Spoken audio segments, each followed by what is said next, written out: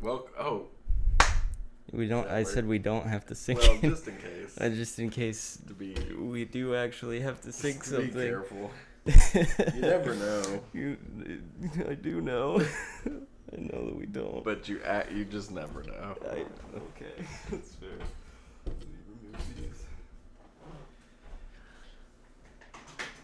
All right, so we can start now if you want. Is it recording? It's recording. Yeah. Oh wow. Hello. Hello. So we just watched No Time to Die. We did. James Bond 2021. Yeah, just as to add, a decent amount of people were in the theater. Yeah, that's why I was surprised, because when I went to buy tickets this morning, like all the seats were taken. So the seats I got weren't even that good. They're kind of really close, and then I was just surprised because we didn't look up the exact date, I don't think, but this movie's been out for almost a month, I believe. Yeah. So to see it kind of packed that way on a Sunday afternoon, it was kind of crazy. But. Yeah. Yeah, a lot of theaters weren't even showing it. So. Yeah, it's on the end of its legs for its theatrical run, but it was still bringing people in, I guess. So. Yeah, shocking. So. What did you think? Thumbs up? Just general thoughts. General thoughts. I would give it a thumbs up. I mean, it was pretty good. I wouldn't say I was blown away. There's a lot of stuff I liked about it. It held true to a lot of the positive qualities of the Craig era Bond, but there's also, I thought, parts that. I'd say dialogue and just some of the story plot elements and how it flowed, I didn't think were great, but we can get into that later. But what did you think of it? Yeah, I liked it. I want to mention I spent like the last week kind of, I guess, reliving my childhood of Bond. So I watched like the last 6 movies. So I watched like one movie a day, and then I actually played 3 of the Bond games as well. Wow. Just for fun. So you're a resident Bond expert. I don't know about that, but I've seen I know the last 6 movies pretty well, which is from World Is Not Enough. Okay. To obviously. So you went back to the Pierce Brosnan. Yeah, just the tail end of it. Yeah. Just wanted to kind of. Were there any specific callbacks or Easter eggs to before the Craig era? Specifically. I don't know if some of them maybe were intended. I don't know, because you mentioned before this that might have been like Dr. No, like they were setting this guy up to be Dr. No, and I kind of saw like how it was kind of similar in some ways, like he's on this isolated island and they go in, but almost everything else about it is different. Although I could have sworn that scene where he like kneels in front of the guy, I feel like that happened in one of the other movies, but I can't remember which one, which bums me out a little bit. I wish I knew, but I mean, it seems like at least for the last couple of the Craig era, there's been some callbacks. Like obviously they brought Blofeld back. Skyfall especially, there was, I feel like. At the end, when they changed the M character from Judi Dench to Ralph Fiennes, they kind of did the classic, like, M's office and how they walked in and how he says hi to Moneypenny, which I know is a callback to the older Bonds. So, it feels like that's kind of something they've been doing in the Craig era, as opposed to Pierce Brosnan. I don't know if it's been a while, to be fair, since I've seen a lot of those, but I don't know if there's as many direct callbacks, but I could be wrong. Callbacks, I don't know, but this like era of Bond feels very distinctly different. Like going from the Pierce Brosnan ones to like these, it's just like these are very serious, and they're like. I was thinking about that while we were watching it, and I thought it feels like Bond before this was kind of like action adventure at most, and it definitely creeped into like action light thriller kind of with these. I feel it's like more tense, a little more like dark and serious, less campy in a lot of ways. I think that's kind of what makes Craig era distinct from the other ones. He sleeps with a lot less people in these, I've noticed. He's much less of like a chauvinist kind of womanizer. He's fallen in love twice now. Yeah, that was something. I don't know how exactly I feel about the love stories and both Vesper and in this one, Dr. Madeline Swan. I always just call her Leah Sado because that's the actress's name. Yeah, I remember her from Death Stranding. Right. She says her famous line, which is "I'm fragile, but not that fragile." Wow, that is a great line. I've heard that line. It's really quotable. Her name's Fragile. Oh, in the game? Yeah. Oh. It's kind of a double entendre. Yeah. Because she's not that fragile, but it also means that she's not that fragile, right? Yeah. It does make sense. It's actually really It's clever. really Hideo Kojima, you did it again. You really pulled it off. Anyway. Yeah. I thought, as an actress, I like her, but her character in this movie feels a little, I don't know. Same with her. She's in Spectre pretty prominently as well, but yeah, it just to me it feels like it gets in the way of like of what I want Bond to be, kind of. Yeah. I think I know what you mean. Yeah. It just like slows the plot down. It slows it down. It feels a little shoehorned in a way. I was really hoping because I loved Casino Royale. And I was hoping and they touch on it a little in Quantum of Solace, kind of like and maybe even in Skyfall, like what Vesper's death kind of meant to Bond. Mm-hmm. And I was really hoping that was just going to be like what sort of jades him from trusting anyone and loves anyone and kind of defines his character as a whole, which I think they wanted him to like slowly get kind of brought back into trusting people, like what he does with Madeline Swan, but the way they kind of drag it out over 2 movies, it just didn't quite feel right, and it didn't feel like it's serviced the movie. And then the whole thing with his kid, spoilers, sorry. I feel like, if you're watching this, there's going to be a lot of spoilers. Yeah. The kid. What did you think about him having, well, she tells him, maybe that's my main problem is he directly basically asks her, when they come across this kid that is apparently Madeline's, and she says like 3 times very distinctly, "It's not yours. Mm-hmm. It's not yours. It's not yours." And it's like, it was his. Oh my God! At the end, what a revelation! It was his. It's like, okay, but yeah, I think there was purpose to that. She's like, she was very betrayed by him and his lack of trust in her after like what they'd been through, I think, in Spectre. So it's like, I can imagine her being just absolutely furious with him and like not really wanting to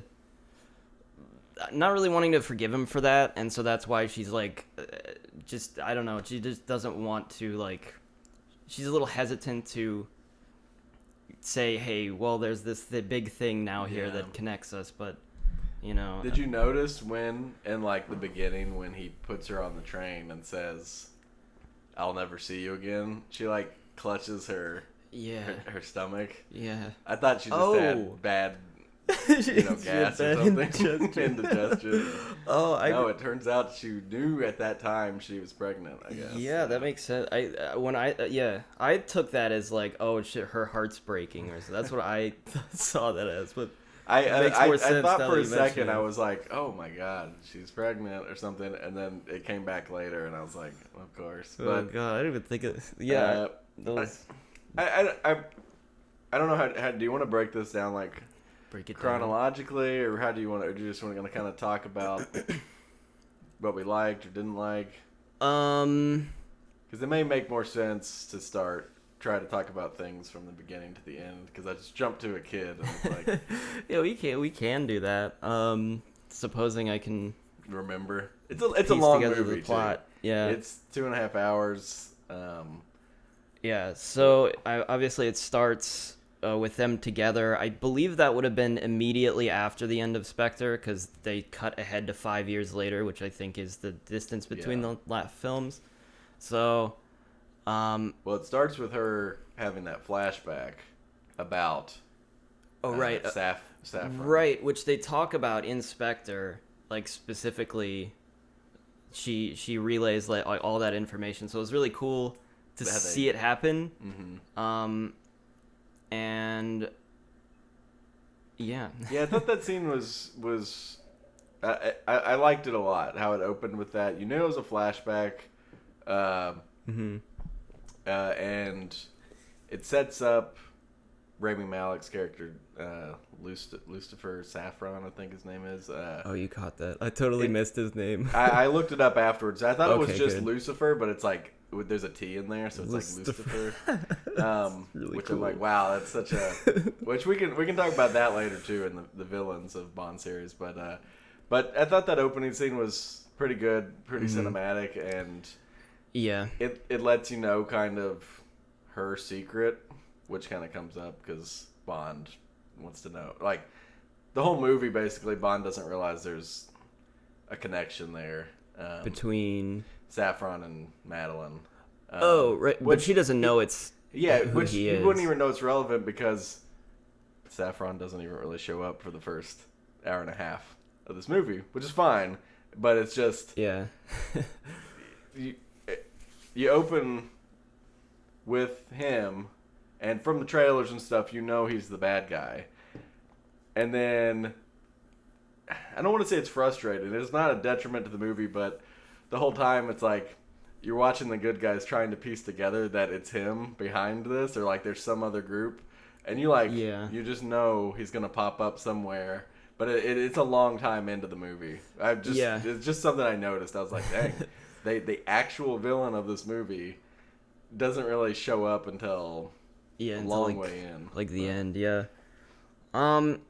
Yeah, I mean that's not unique to this movie. They do that in a lot of the Bond films. Like they'll show you who the villain is, and then it's not really relevant until the end, when they actually figure it out.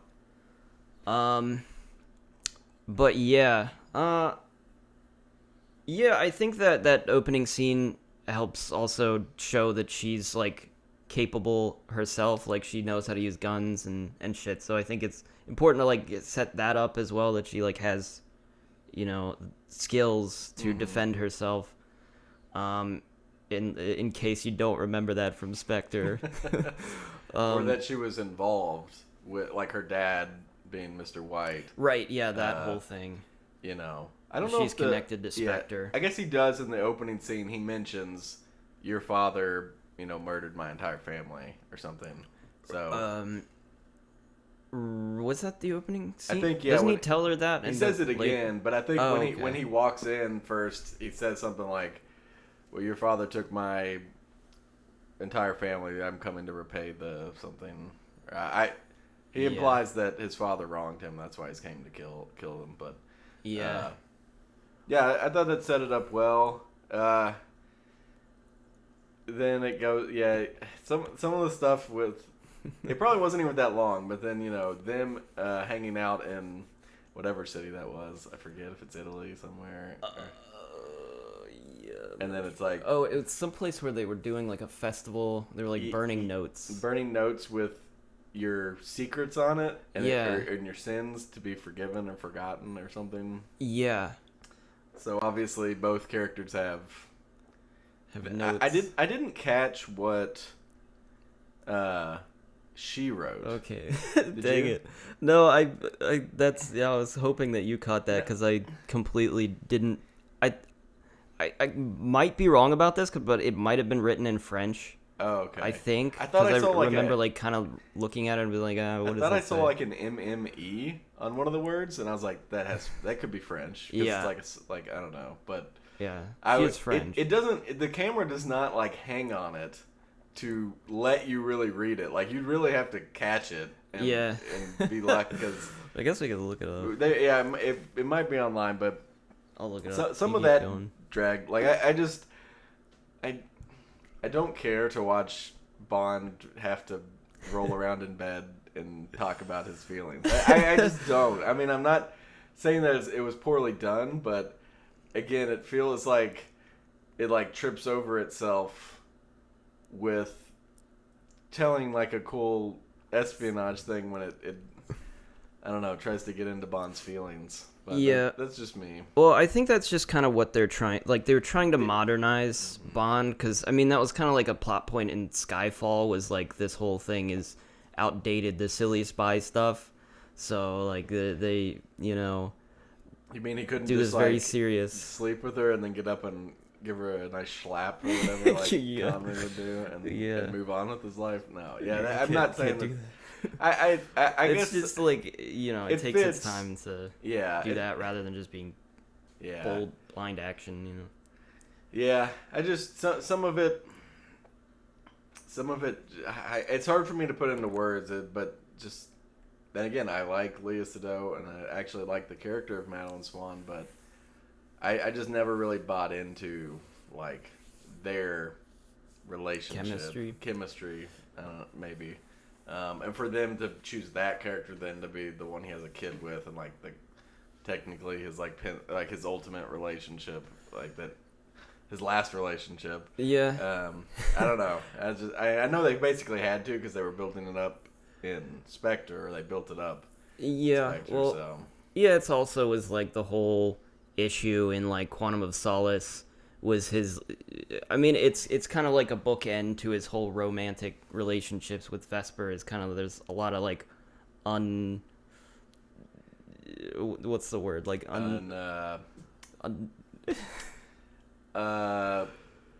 remediated, like stuff he hasn't worked out. Yes, yeah, he hasn't processed emotionally. Yeah. What he went through with Vesper,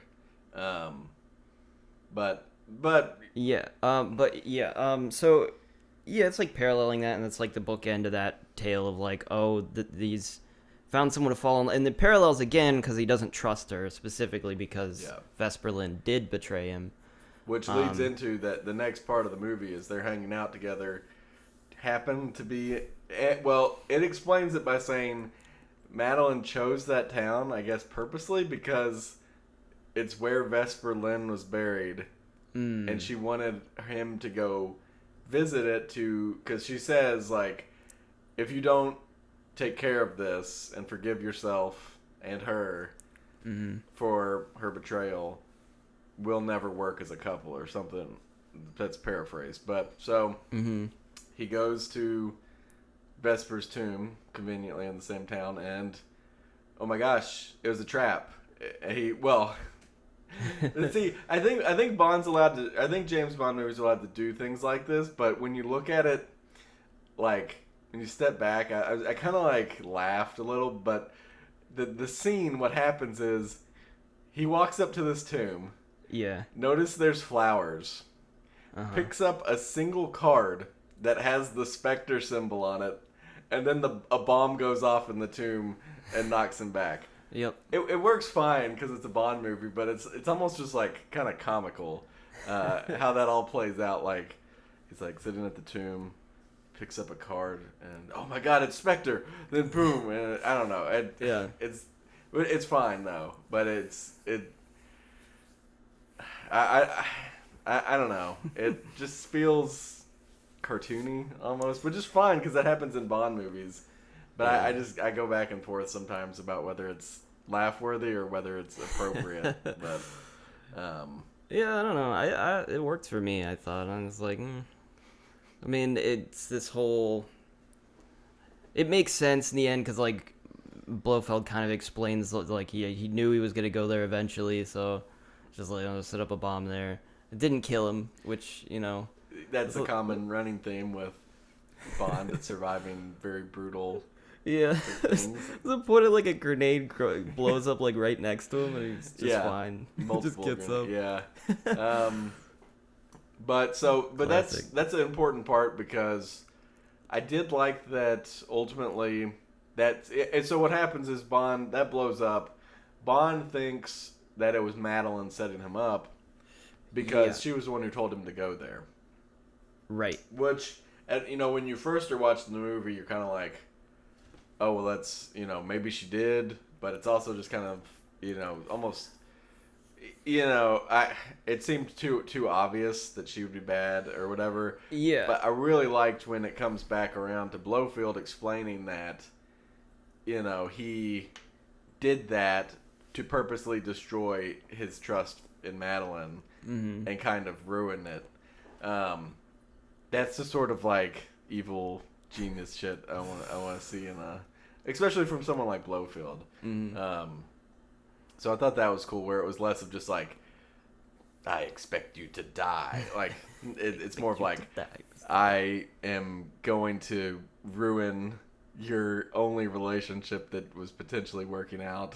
Yeah. It's like what actually why did he want to break them up? Just because he said it was payback because Bond put him in an empty world, and so he wanted to put Bond in an empty world or something like that. Okay. Which sure, but at least it's like there's a little bit of depth to his motivation there, like as far as he wasn't just trying to kill him, even though he put a massive bomb in a mausoleum that could have killed him. Yeah. But so Bond's trust is ruined with Madeline. He said he puts her on a train and says, "I'll never see you again." Yeah. Then it jumps to 5 years later, but there's definitely some parts of this I feel like I'm confused about, like exactly who was doing what and what the evil plots were, because after that bomb blows up, it's Safin's guys that are chasing him, right? Because the guy with the eyeball. So this is a part that gets confusing because there was a lot. So I assumed the eyeball guy. He's chasing him in that scene too. But later at a point when Bond confronts him in Safin's base, he says something about his old boss. So I think at the time, sides. Yeah, he happened to work for Blofeld, then Safin can. I mean, Well, yeah. I guess, if he was working for Spectre, because he was at that party, right, where everybody got.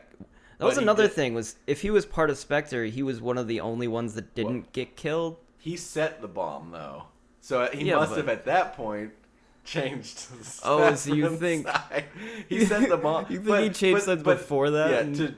To clarify, the way the movie sets it up is. Okay, it's kind of a weird intertwined thing here.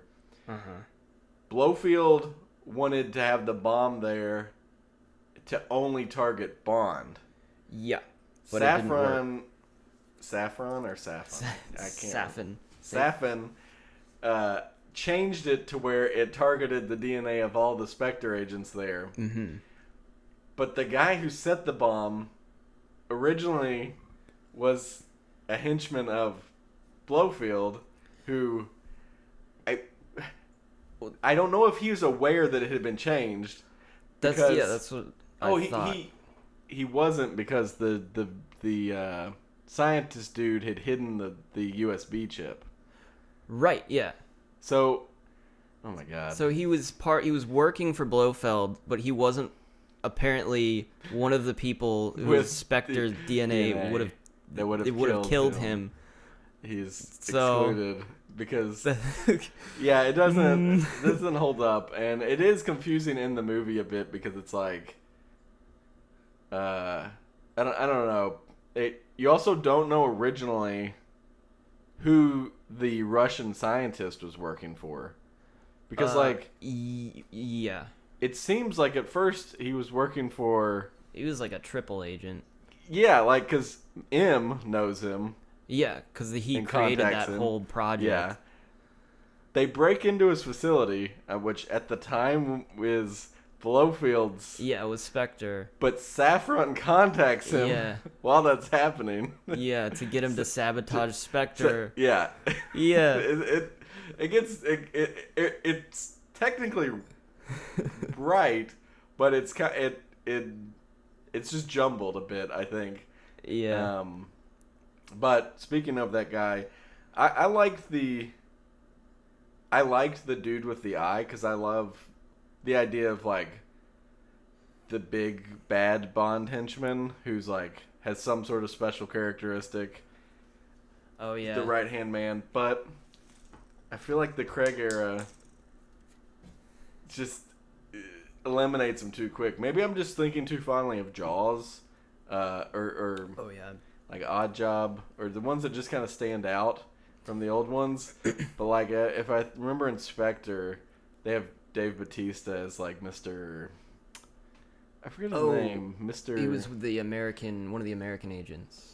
Well, he was the really big dude that Bond like puts a chain on him and throws him off a train. Oh, I'm thinking of I was thinking of the other guy. But like, he seemed like a cool henchman that could have been more than just, which I think they kind of do in this one with the eyeball dude. Yeah, I thought it was kind of an interesting trait, but then I thought the final fight against him at the end, it was so short, and he just uses an EMP to blow up his eyeball. Yeah. He did have a good one-liner though. Something about showed him my watch. I think it blew his mind. Yeah. Yeah, that was pretty cool. But I love sort of the trope with Bond villains or henchmen that it's like some sort of weird. It's deformity, I guess. Yeah. Well, yeah. Typically with that, I think it's just just if like the actual like big bad is kind of just a really smart dude. That's not really like physically threatening. Mm-hmm. Yeah, so it's like, oh well, this is the guy. This is the big battle that he's gonna have a lot of trouble with. So I guess that was the guy. Yeah, he really didn't do a great job. No, he kind of gets beat at every turn. And then, so what was the deal with? At one point, that henchman has Madeline Swan, and she says. And she's trying to force him to drink what I think it's implying is poison tea. Yeah. And she says, oh, if this tea gets in your eye, you'll instantly be blind by a single drop. Mm-hmm. And she throws it in his eye. Yeah. And then we see it never... No, it doesn't. Well, I think what she was trying to do was it was like this ruse. Because she makes him think that that's what it does. And so when he gets close, she throws it in his eyes so that he'll be more distracted. Because otherwise it'd just splash in his face. Oh, so he's like, and so he's like, oh, my eyes, yeah. No, that's a smart way to. I didn't think about that. I thought he was going to show up later to fight Bond and have like the typical one eye is like whited over, and all he has, eye. Yeah. All he has is the like the robotic eye. Oh, that'd be sick. And then I don't know, Mm-hmm. but I liked him having that sort of distinct thing. I thought Safran's sort of... They didn't really explain. I think they said some sort of nerve agent, get nerve poison. He survives, and that's why his skin is like... It's really not that bad, but it's like... Not burnt, but... Are you talking about Safin? Yeah. He has... How would you describe his... He's got like pock marks all over his skin. Yeah, that's I think in the flashback in the beginning, it's more he has like the red vein, like the it looks more damaged, and then however many years later, I guess it'd be like 40 or 30 years later, it looks more of like like you said, pock marks. There's another thing is like I'm not completely sure that I followed what his plan was, because I thought that his plan was that he was going to just it's like the Thanos plan. He's just gonna kill a bunch of people and that's it. That's as far as I understood it. It's not clear because to describe the weapon, they have a weapon that can target as few. Down to a single person of the sort of biological weapon, or an entire race, or entire group that has some like probably they could do eye color, or basically based off of genetic information, they can have this bioweapon only target certain people and not affect others. Right, but they never said that they were specifically targeting anyone. They just had a bunch. They never say, and then there's like at the. One of the time-related things kind of happening at the end is that, oh, people are coming to buy it.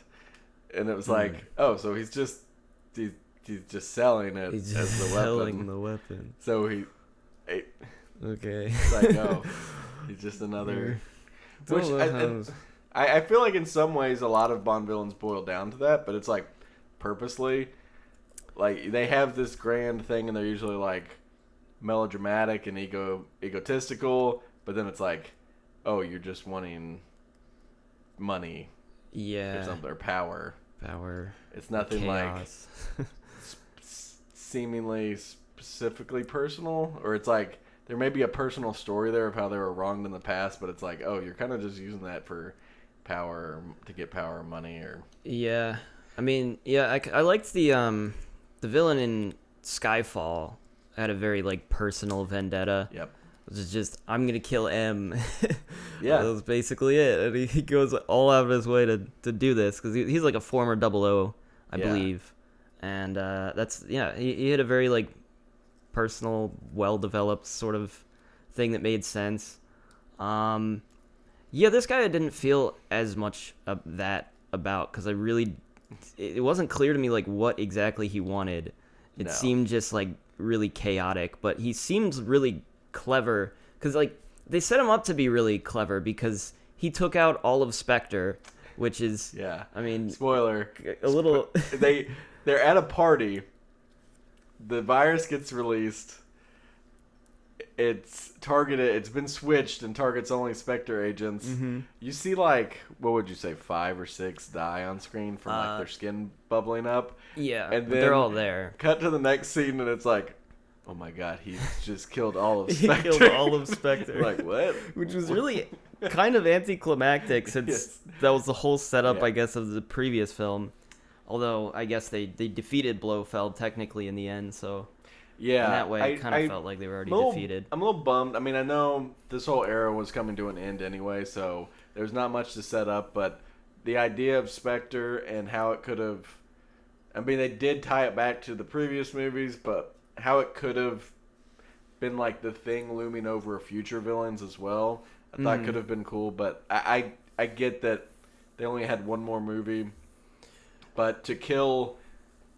all of Spectre, I say that in air They're quotes. They're all dead. They're all dead. Because I did, when they were walking in to this party, Bond even makes a comment. He's like, whoa. She's like, Anna de Armas, who's... They built up in the marketing as like, oh, she's the Bond girl in this one. She's in it for one scene. Yeah, she's barely in this movie. One scene. Yeah. But she's like, oh, I see a Spectre person. I see a Spectre person. And then Bond goes... oh, it's literally all of Spectre. And I'm like, they're all here. I'm like, what? Just hanging out in this? This is the entirety of the organization. Yeah. Which, if you remember in Spectre, it's very secretive. That little get together they have in that, like, like opera house. Yeah. Yeah. There. How many were there? Yeah. Well, that's the whole thing about the movie Spectre was that even MI6, like, they managed to get this one guy, and like they interrogated him, and he's just laughing at them because they don't know anything about the organization at all, because it's just that level of secretive. Yeah. So for them to all just show up at a party and then line up to get killed is a little suspect. Not only that, Blofeld. I was happy they brought him back, because I thought I like Christoph Waltz, and I like the idea of a Blofeld-like character. Mm-hmm. But in this movie, he's imprisoned the entire time. Like I mentioned earlier, he had set up the whole thing to break Bond's trust with Madeline. Mm-hmm. But sort of by accident, there's a plot to get him killed. Safon's trying to get him killed while in prison through Madeline. Mm-hmm. Inadvertently, because Bond touched Madeline's wrists, then has a moment of weakness and loses his composure and tries to choke Blofeld to death, but then comes back and goes, oh, what am I doing? And stops. But he's arguing with Tanner for like 5 seconds, and it's like, oh, wait, what? And they look over, oh my god, Blofeld died from that. I don't know. I was like, really? That's how Blofeld dies? But Yeah, nothing really came of that in the plot. It's just that was to kill Blofeld. Like, you would have thought it was like some plan to like get Bond in trouble. Like, oh, he just killed this guy out of pure rage. Like, oh, we gotta. Yeah, the way it it feels a little awkward because to break it down further, Safin blackmails Madeline basically and says, "Hey, oh yeah, also, Madeline is Blofield's psychiatrist and the only one who's allowed to see him." Yeah. Just by chance. How did that happen? But so Safin, knowing this, blackmails her and says, "I saved your life. You have to put on this bioweapon that's coded specifically to kill Blofeld at your next meeting so that it'll kill him." So Bond also needs to question Blofeld, so they show up at the same time. Yeah. This is the first time Madeline and him have seen each other in 5 years. Yeah. It's awkward. I forget exactly what. She's freaking out because obviously she knows she's basically there to kill Blofeld. Bond, like, grabs her wrist as she turns to leave, and the camera super zooms in on his hand grabbing the wrist, and it's like, okay, it's like, shit. It's on him now. Yeah. But he doesn't know this, so that's what kills him. So it just feels weird because the original plot is to kill Blofeld. Yeah.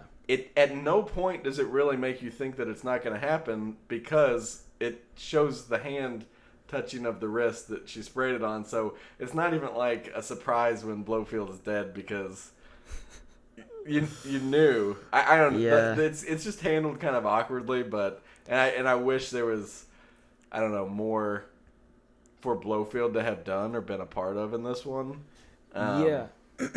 Well, that's the thing about, like, in all of the other Bond films, like, Spectre was always the big organization, and like all of these people were part of it. So like there were so many people that like, villains that he would face, and it turns out, oh, they're a part of Spectre.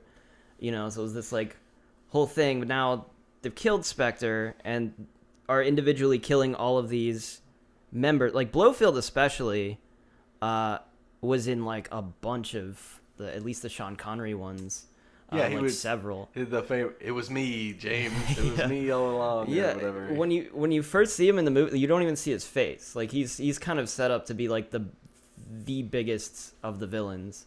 So to kill him off in this way is just doesn't really treat the villain with as much respect, I think, as he deserves. I felt that way about Spectre too because, like you said, in the old one, Spectre was always the overarching thing for the villains.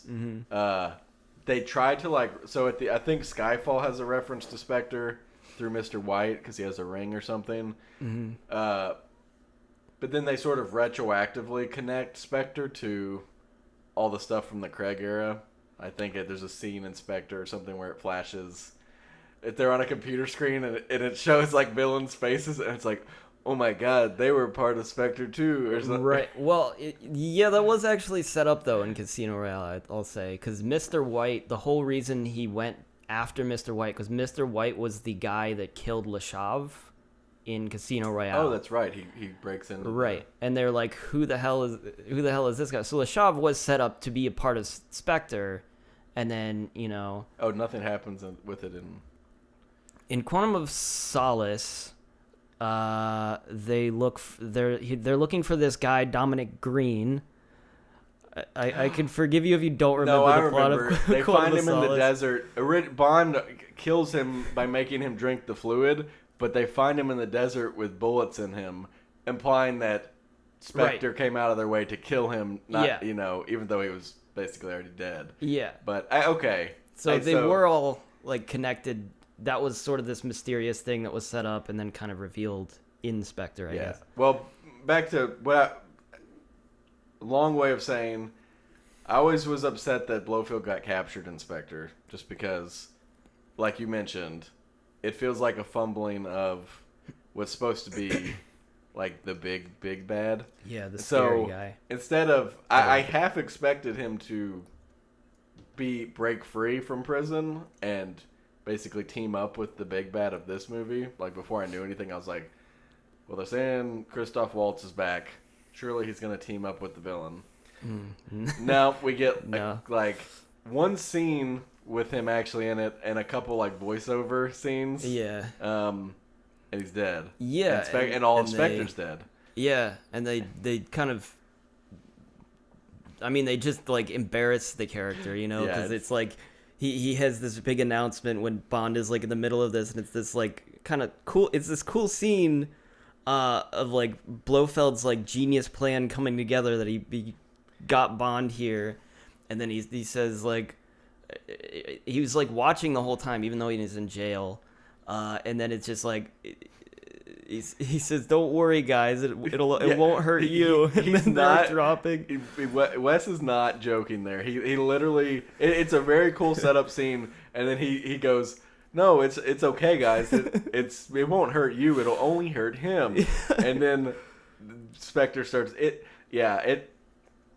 I guess I just wish it respected the villains more, kind of, you know, especially Blofeld. If you're gonna make any of them seem almost infallible or always get away or always like feel like a threat, it should be Blofeld, I would think. But yeah, I mean, he's the head, I believe. But to add on to the embarrassment, you know, he dies kind of off camera, like accidentally, kind of like it was planned. Because like I said earlier. Bond chokes him for a little bit, but he lets off because he's like, "Oh, right, I can't kill him." The M's assistant Tanner pulls him aside and is like, "That's like the most important rule of the playbook. You don't touch the prisoner." And Bond's like, "No, it's okay. It's you know, sorry." And then it's like you don't see anything happening with Blofeld for those couple seconds, and then all of a sudden you're like, "What?" And you look over and Blofeld's dead, and they're like, "Oh my God, what happened?" And I'm like. That's it. That's the end. There he is. There he goes. That's the end of Blofeld. Like, yeah. Gosh. So it's a bit of a bummer, but I liked Blofeld's one scene. Like I said, with the setting up of breaking Madeline's trust for Bond. That's like a Blofeld type of thing. It is a Blofeld. But what about Safin? Like you were saying. We don't understand his motivations, really. Yeah, I mean, it gave me the same vibes, like, as Thanos. Like, it's genuinely, like, I don't really understand. It's like, okay, you want to kill a bunch of people for what reason, though? Well, it bounces around so much because you have a revenge story, sort of. His family was targeted by Mr. White. Yeah. For some reason. Then you find out later, his family owns a poison farm. Very cool. So his family has this is a family trade of building poisons. Yeah.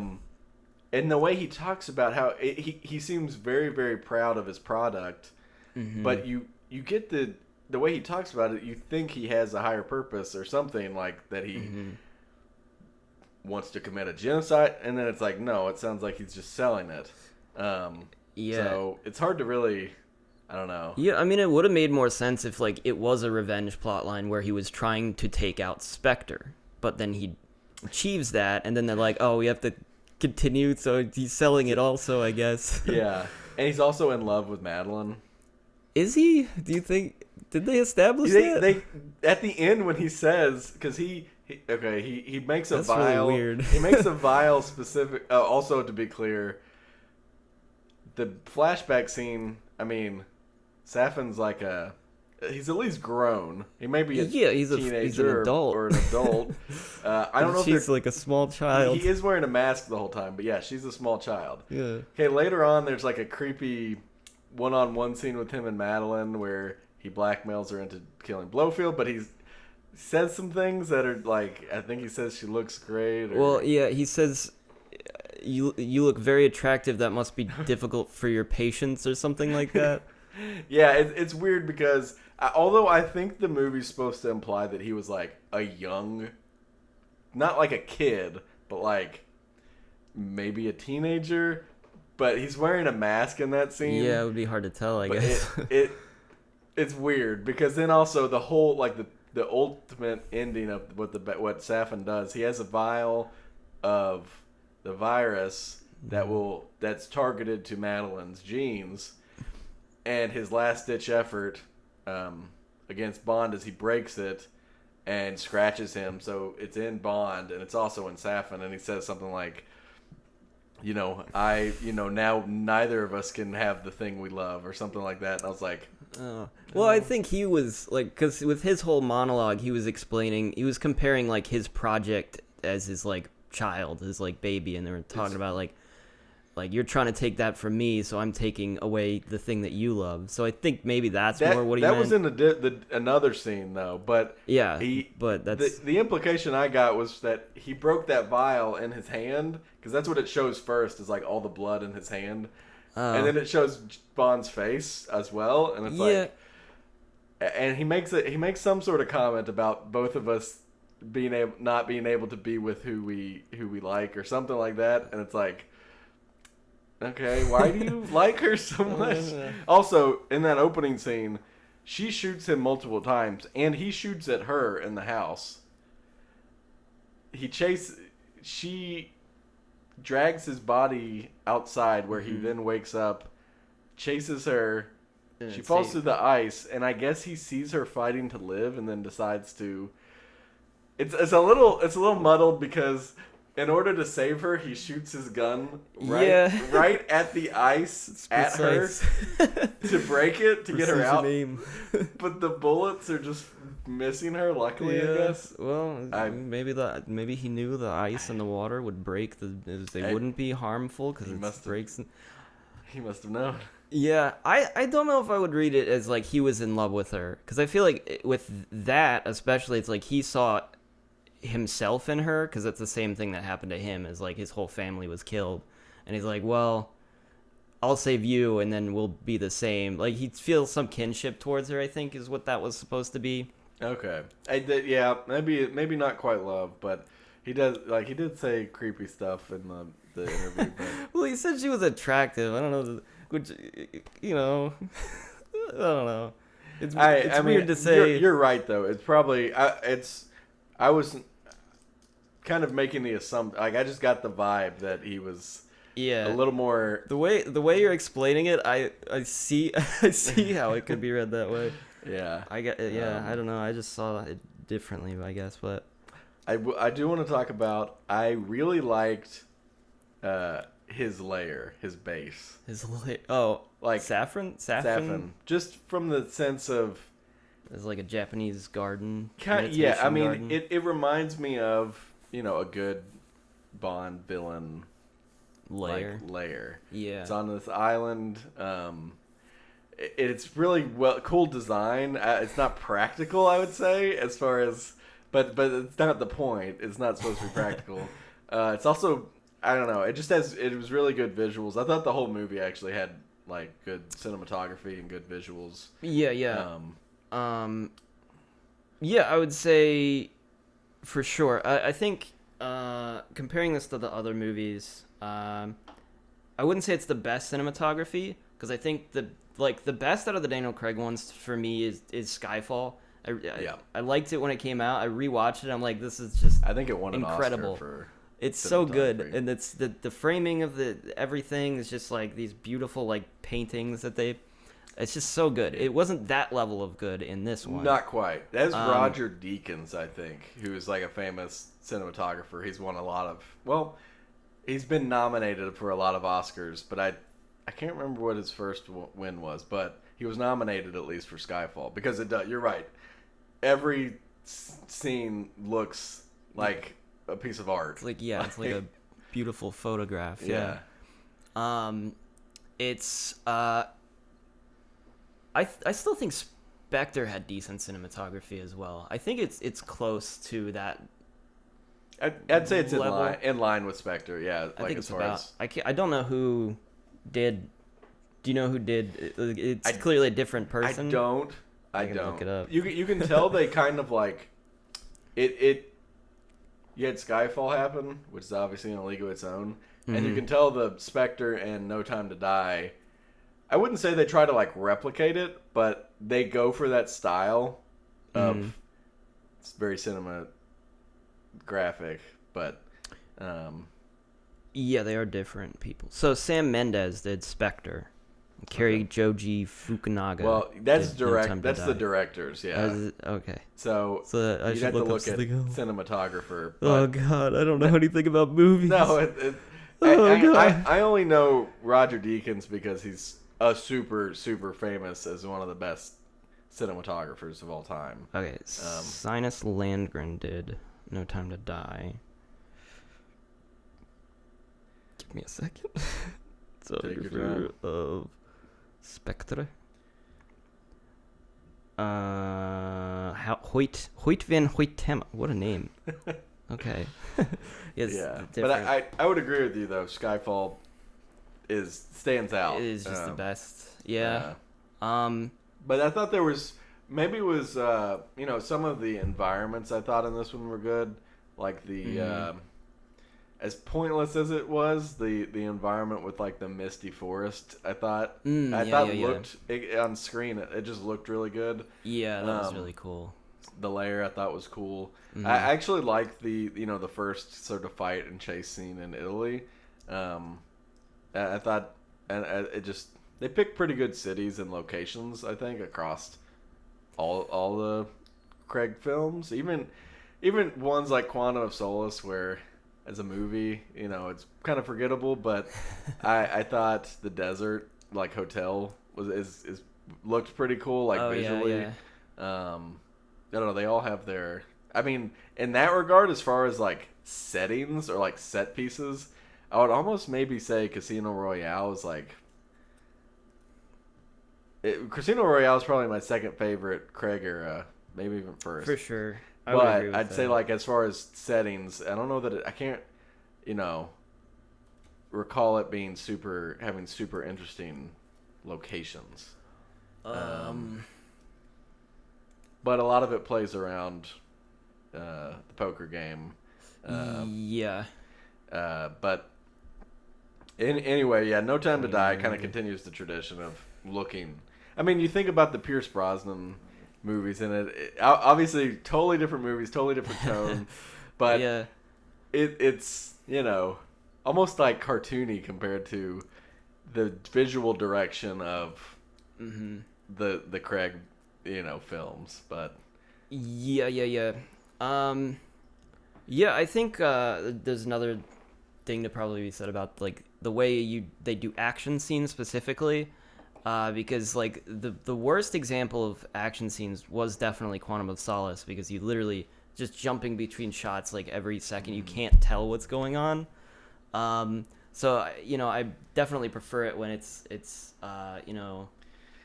you pull the camera broader, back, see what's actually happening, hold on things for longer than and get a good like idea of what the space is that they're in. I think that's important. And this one, I think it was fine for the most part. I do think it got kind of claustrophobic at times, a little too close.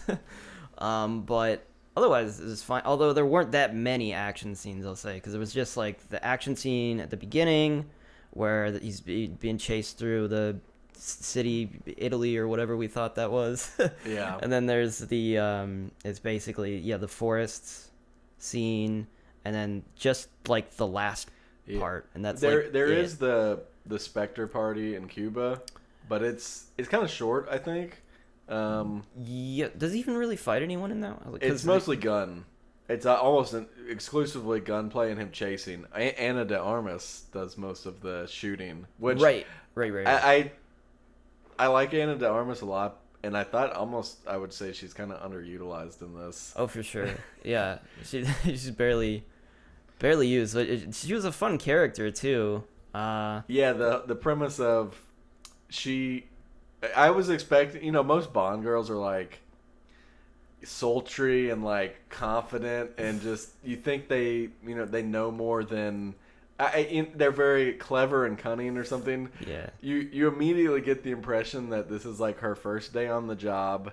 She's super nervous. She's like shaking and drinking a lot of alcohol, and she literally says she's only trained for like 3 weeks. Right, and so you're like, okay, and then she ends up kicking ass She's and actually fucking amazing. has some of probably like the best choreographed gun stuff in the movie, I would say. Or it felt really fun. Yeah. But that's her only scene. Like, it is... Yeah. It is one... It's a long scene, but from the moment you meet her, you say goodbye. Like, you don't see her again. And she doesn't die, but you just don't see her again after that scene. She's just gone. She's just gone. Maybe they're going to bring her back in the next movie. Yeah, it's weird. Like, they don't typically put a character in and then just that's it. The character just goes away and never comes back. Usually they bring them back, so it's kind of a weird thing to like set up this character, make them really cool, make you want to see them again, and then they're just gone. That's it. Speaking of like side characters, I guess we should talk about Felix. Oh yeah.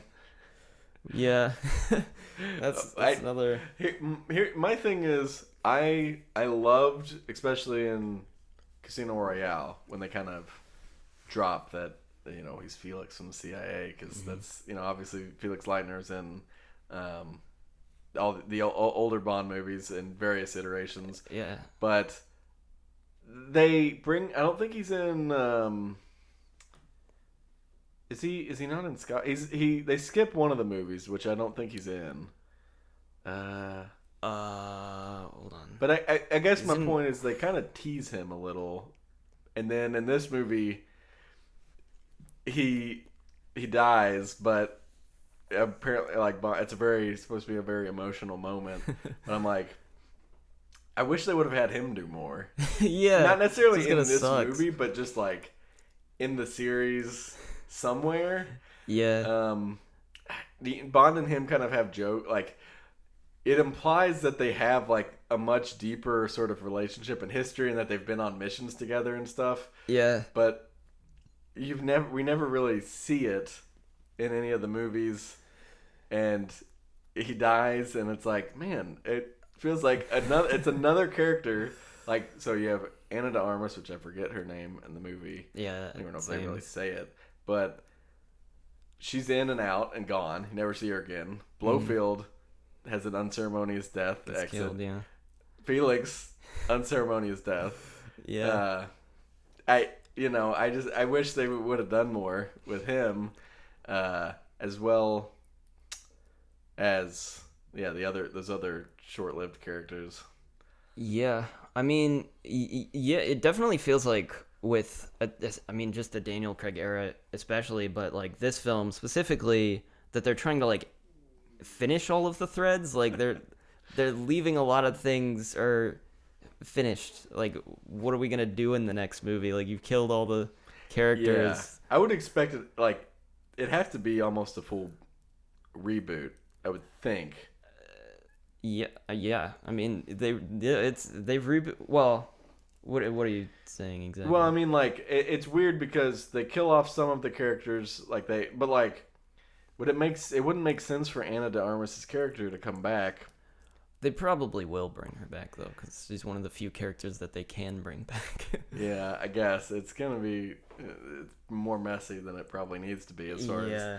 Because, like, now, the thing about killing a character like Felix Leitner is, you know, he's kind of I don't want to say mainstay, because it's not like he's a super important character, but he is kind of a mainstay, and now that you've killed a guy whose name is Felix Leitner, if you sort of do this pseudo continuation where someone else gets named 007, you can't really bring, unless you're just like, oh, my code name is also Felix Leitner and I'm with you could, because they've kind of done that with everyone, like the change of M, you could keep M and he's Mallory. Yeah, that's within MI6. Yeah, I guess, but like Felix that's not a code name. I would know, not like that at all. It's not. Right? So that's why I mean it's going to be more, you do that to a character, you're taking Felix off the table for any future movies in any form, unless you do a hard reboot. And then it's like, does it make sense to bring Ana de Armas' character back if you do a hard reboot? Yeah. You know, once again, they kind of... I mean, that's all they really can do. Like, I think they could do one more in this, like, new, I guess, like this new storyline, yeah. The Daniel Craig reboot universe. Without Craig, though?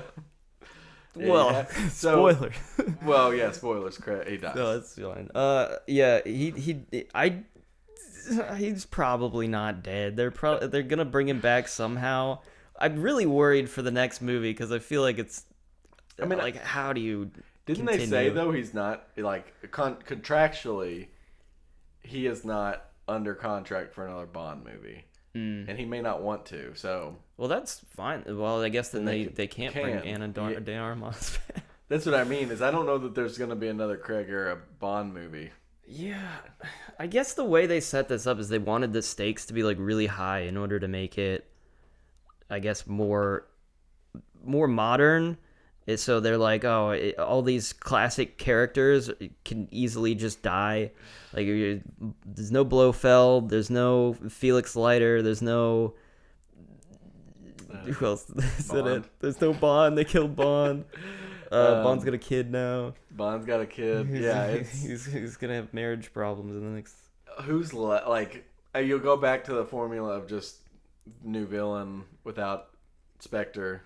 There's no Spectre. Again, unless they reboot.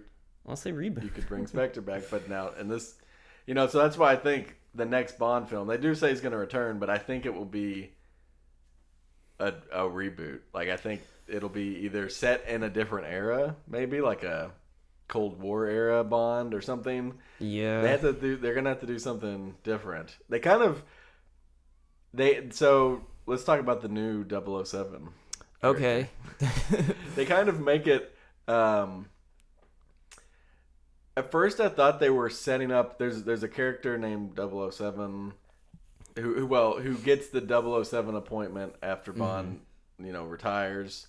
I actually really liked her character, like, as the actress played her. Like, yeah, she seemed capable, but yeah, she didn't do as much as I feel like. I was gonna lump her into the underutilized category. She's around, and she made a lot of jokes. Yeah, she's around. She made jokes.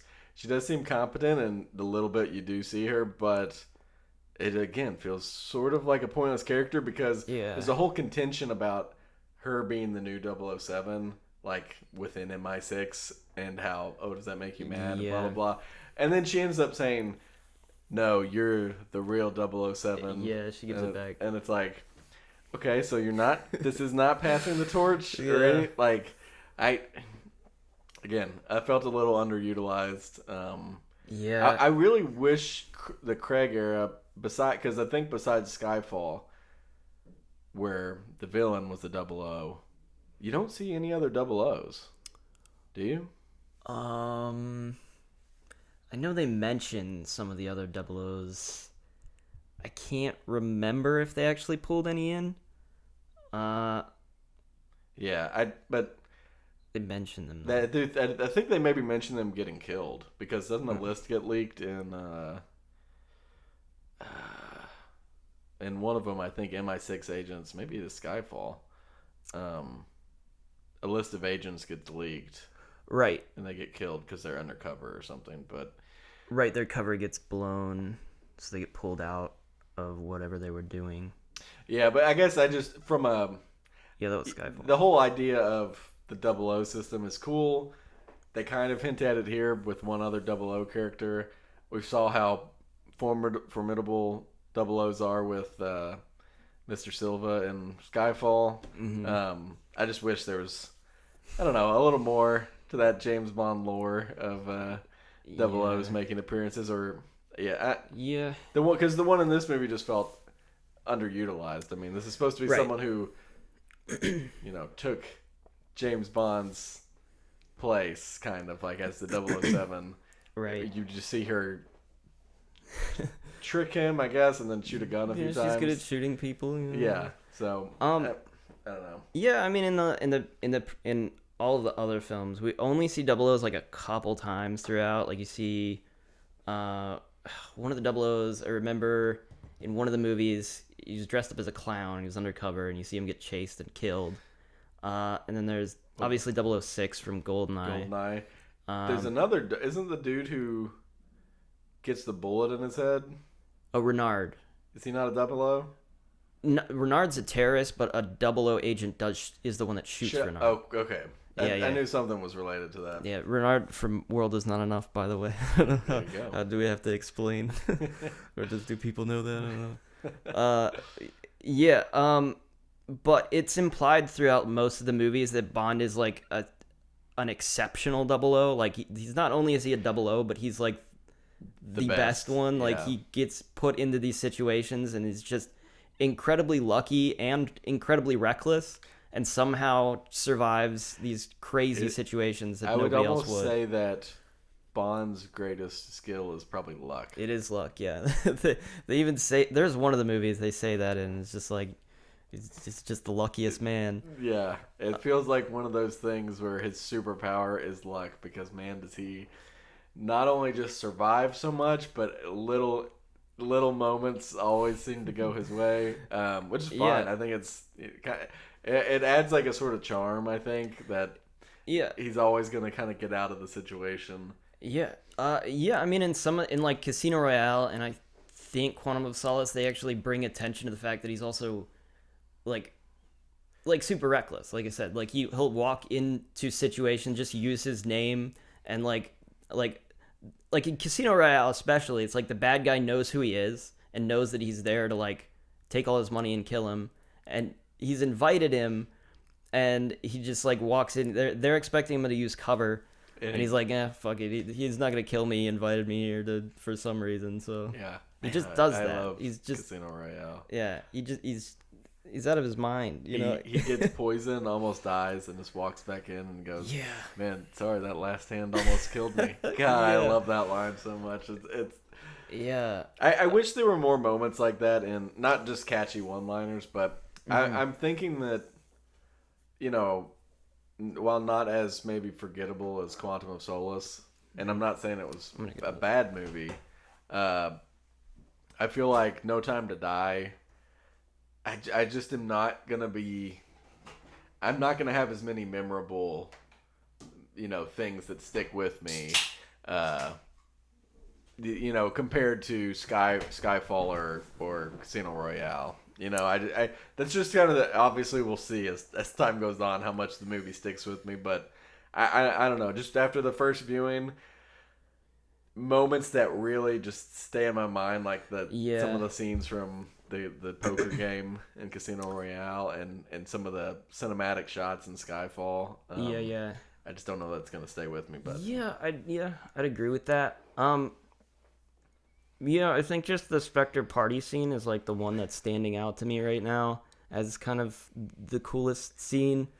I don't know. I liked Rami Malek as a villain. It's just that the villain himself was not written very well, but I liked his portrayal and like him as an actor. I think he did a great job. I would agree. Yeah, I thought he definitely, you know, was that like character. Like he was creepy and blah blah blah, but as we talked about before, it was just the writing, maybe like the motivation of the character, how it kind of played out in scenes. I mean, honestly, like as far as acting goes, I don't know that I really had a problem with anyone's performance. Like Christoph Waltz, I think is great as Blofeld. I like how he portrayed him both in this and in Spectre. Again, the issues were more so in Spectre, could have been with writing. But as far as the actor's portrayal of these characters, I think, you know, most of especially the Craig era, they hit pretty well. For me, I can't think of like a standout performance or a performance that stood out as like really, really bad. But do you have any? Performance wise, no. I think all good. I mean, I wouldn't say any of them are like transcendent, but it's like they're fine. They're fine. They're believable especially the villains. I think are good across the board. But I did think Rami Malek did well. Christoph Waltz did well. I think the child actor I think did fine as well. Yeah, which is tough because child actors suck. Yeah, typically. Lea Seydoux I thought did good. Yeah. Ana de Armas was fun in the short time she was in there. Yeah. maybe it's just because I don't understand the characters well, but Felix felt a little maybe over the top, or I don't really know what was going on with him. He doesn't do much, but it's all this like just talking and. Yeah, I mean that was his thing. He was always kind of like this jovial, happy guy, which I agree with what you said. Is like he's kind of underutilized in the Daniel Craig universe. Like he's in Casino Royale, where he's introduced as like the CIA agent, and they befriend each other because he's like, you're better at poker than me, so you're probably gonna win this game. So they make like an agreement. He's in Quantum of Solace, where he is working for the CIA with what's the dude from Stranger Things? With the beard that played the sheriff, whatever. That actor. Harbor. Yeah, he's the other guy, and they're working like for the bad guy in Quantum of Solace. Yeah. And so Felix is just really uncomfortable most of that movie, and then betrays him, and then but like tells him how to escape. So it kind of helps him, but also kind of betrays him in a way. Yeah, in the old movies, doesn't he mostly just take him on his boat, or he's always in like the Felix Leitner of I don't even remember which era it was, but he's like in a fishing hat and like a Hawaiian shirt. I believe Felix is a character as far back as Dr. No. I think he was in the very first. Like he's been the oldest. Like he's like Bond's best friend basically. Is the guy that's like he always trusts. I don't remember if he ever died in some of the other ones. I just wish they would have. They didn't even have to do much, but a scene of them doing something more together. You know. I think like we're supposed to believe that Bond's been on more missions than we're actually seeing at some point, especially in between. It's Quantum of Solace and then Skyfall, right? Right. Okay, so in between those, I think, because that was just like kind of a follow up. Like there, I think he went on a bunch. Is supposed to be like he's very. It's weird timeline wise because I think Casino Royale is technically the first book. Ian Fleming, and I think he's supposed to be a very new 00. He is. He's literally his first mission. Yeah, but they talk about how his first kill. Wise, because that's the intro scene is him getting his kill. Yeah. To be 00. But he's already kind of old. Like it's weird because by Skyfall, which is 2 movies later, he's like. You're out of your league, Bond. Your knees don't work. You're drunk. Like it's like, oh, he just started this. Yeah. So you're too old for this job. Mean, to be fair, there's probably 5 years between each of them, or maybe not quite 5, but from Casino Royale to now, it's been 20 years or so. Yeah, I think it's basically supposed to have been real time, which would be almost 20 years. It was like 2008, I think, Casino Royale. Yeah, I guess just maybe a little later. Again, since a lot of the movies go back to back, the only time you can really fit in when you think he did a bunch of missions is between like Quantum and Skyfall. Yeah. Also, I guess Skyfall and Spectre. No, well, could they have fitted it? Because it was like it's after M dies, and then I guess you. What's his name? Mallory takes over as M. Yeah, I guess there isn't anything directly following Skyfall. And I think there could have been stuff there. Although it's weird that he's like immediately following clues that some of the stuff from. Well, yeah, I don't know. I guess I just always the way it jumps really quickly is from Bond being his first kill to. You didn't even pass the physical test to stay as an agent in Skyfall. It's like, oh. Yeah, well, they like paint it up as him kind of just getting old and becoming an alcoholic, but it's also that he got shot in the shoulder by Moneypenny. Yep. So, you could kind of like say, I guess that's mostly what contributed it to, but the theme of it definitely is about like the world kind of evolving to a more modern place and leaving this like MI6 and the secret silly spy organization behind. Which is why it's funny that at the end of that movie, it's like the most old throwback Bond thing, because like they walk into the old school office with Moneypenny as a secretary sitting there, and it's back to M, and the he uses the oldest, like not the oldest, but a super old Aston Martin model. Which where did he get that? Like, there's a scene in Skyfall where he just like opens like he has a storage, and he just has it's that a storage unit. It's like that doesn't make. Why would he have that? He's not 60s era Bond. He's very clearly started in Casino Royale. Yeah, it doesn't. Yeah, don't. They have another sort of reveal in this one when he gets a Aston Martin, and he like grabs dramatically throws it off to show the car. Very cool. Yeah, I feel like it feels like I'm shitting on the movie, but it's I don't feel that way. It's like a solid movie. Like it's good. Mm-hmm. It's definitely not the best of the Craig era, and it probably does lean on the, for me, a little more forgettable side, but it's like pretty well acted.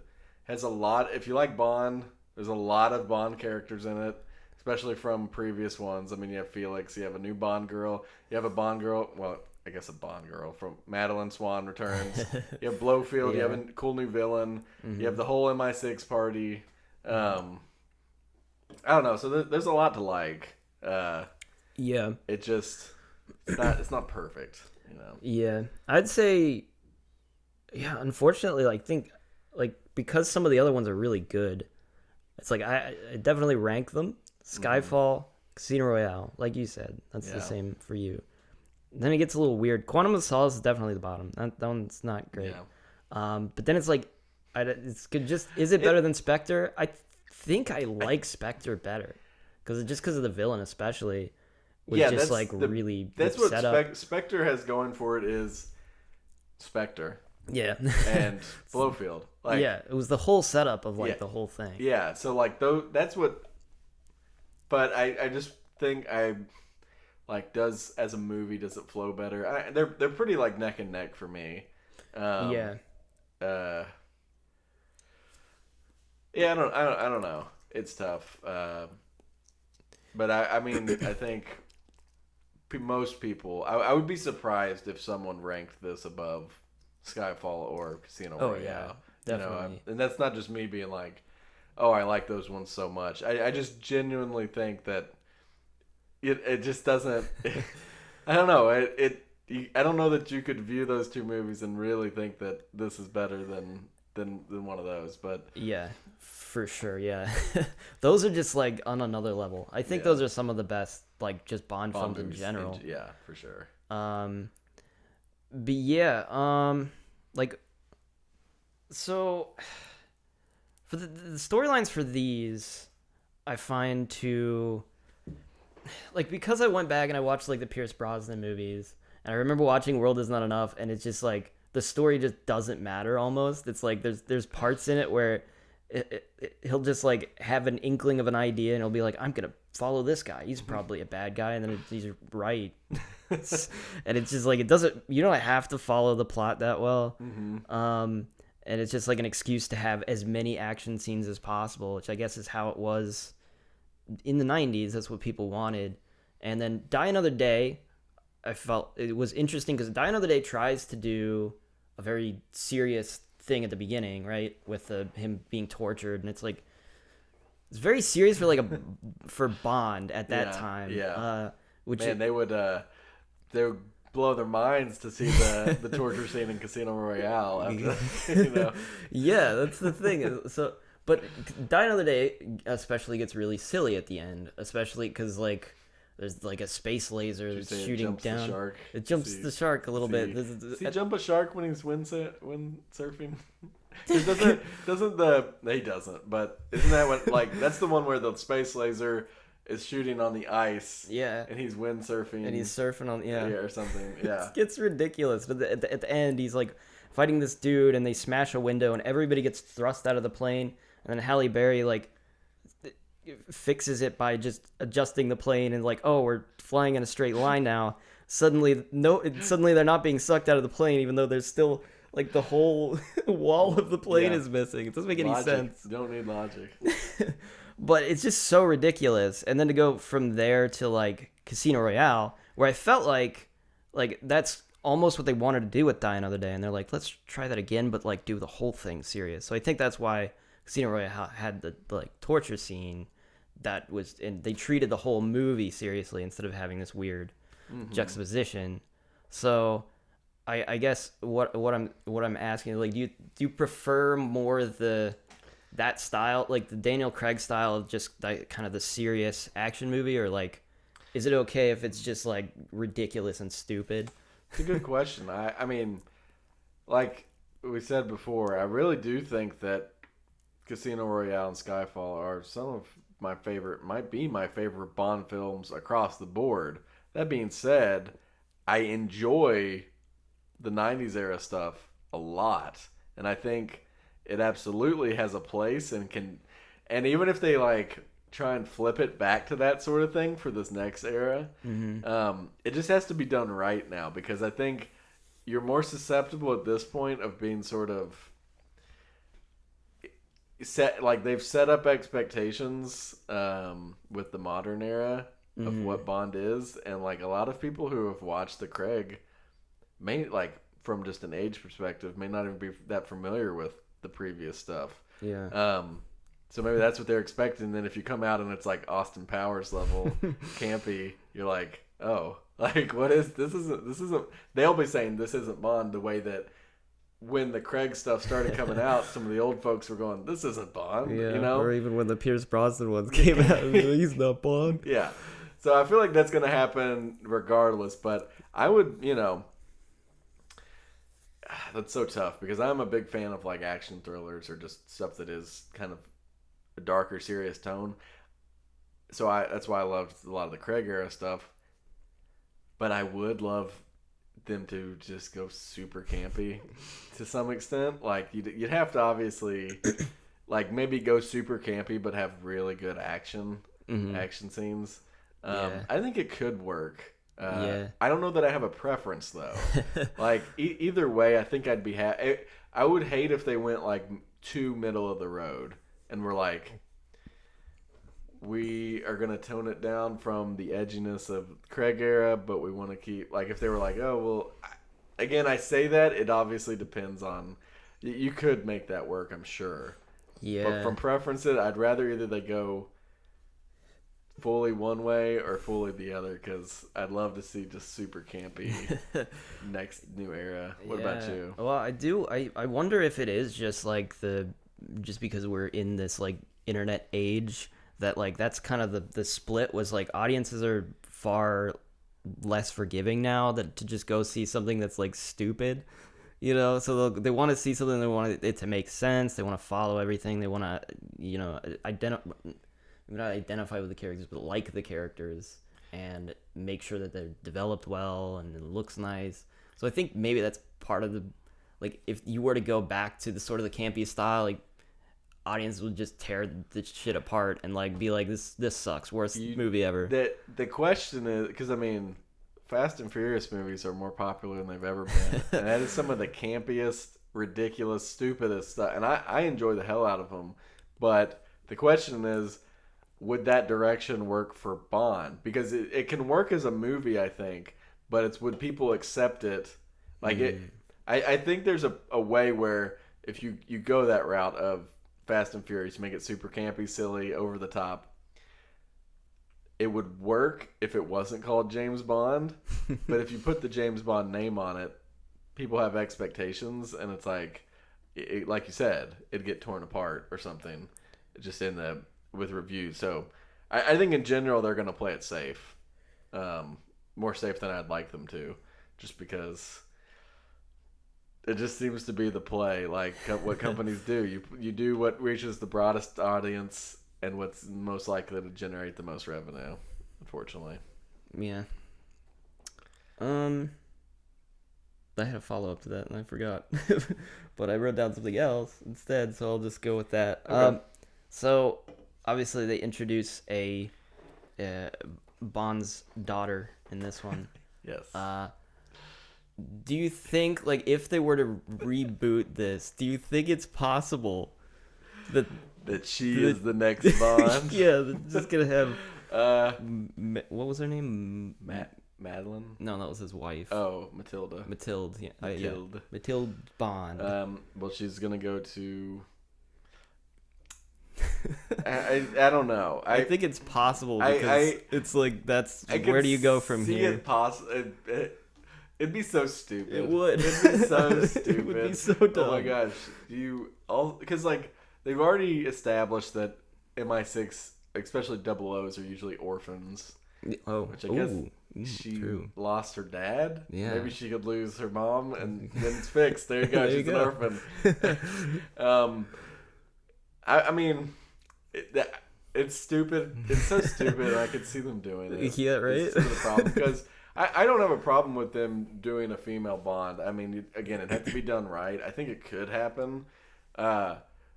So that's one. Obviously, it's his daughter. But like, if they go that route of like, because I think part of what makes it work, especially with all the reboots in different eras, is that Bond is like a code name, or not. James Bond is a cover name. 007 is his code name. Like, well, they say 007 is a cover name, but he always just uses his parents were Albert right. Bond. I forgot in Skyfall. Yeah, Monica Bond. Yeah. But again, you could reboot. Like, I guess my point is like, as long as the spirit of the character kind of carries over, it's okay. Which is why I don't know that making it a Craig specific, because that's the other thing. You go that route, like we talked earlier. Mm-hmm. You take Blofeld off the table. Yeah. Everything has to be started from new, which you could argue is what you need to do. I just don't know if they have the creative juices to really start from scratch. Like, you can't do Spectre really unless someone like revives Spectre. But you want to have Blofeld to lean on. You want to have any of the previous Bonds from the Craig era. Anything that's happened or been referenced or used in the Craig era, you basically couldn't do because she's going to be, it's going to be 30 years later or whatever. Yeah. But what about you? Do you think I just wonder, like, how could he have survived that? There's no way. No, like, I don't he's think just there. The missiles come down. You see it literally get engulfed in flames. He's dead. He's dead. I hate to break it to you, but I think this is what we're going to see is similar to the Pierce Brosnan era transferring to Craig, where the only carryover actor-wise is Judi Dench, I think. Yeah. Oh, that was another thing I wanted to talk about. But I think I think that's the only character continuity as far as actor or actress goes between those eras. I think you're gonna see that with this. I think again, I could see them doing a Cold War era or like a previous time period era with,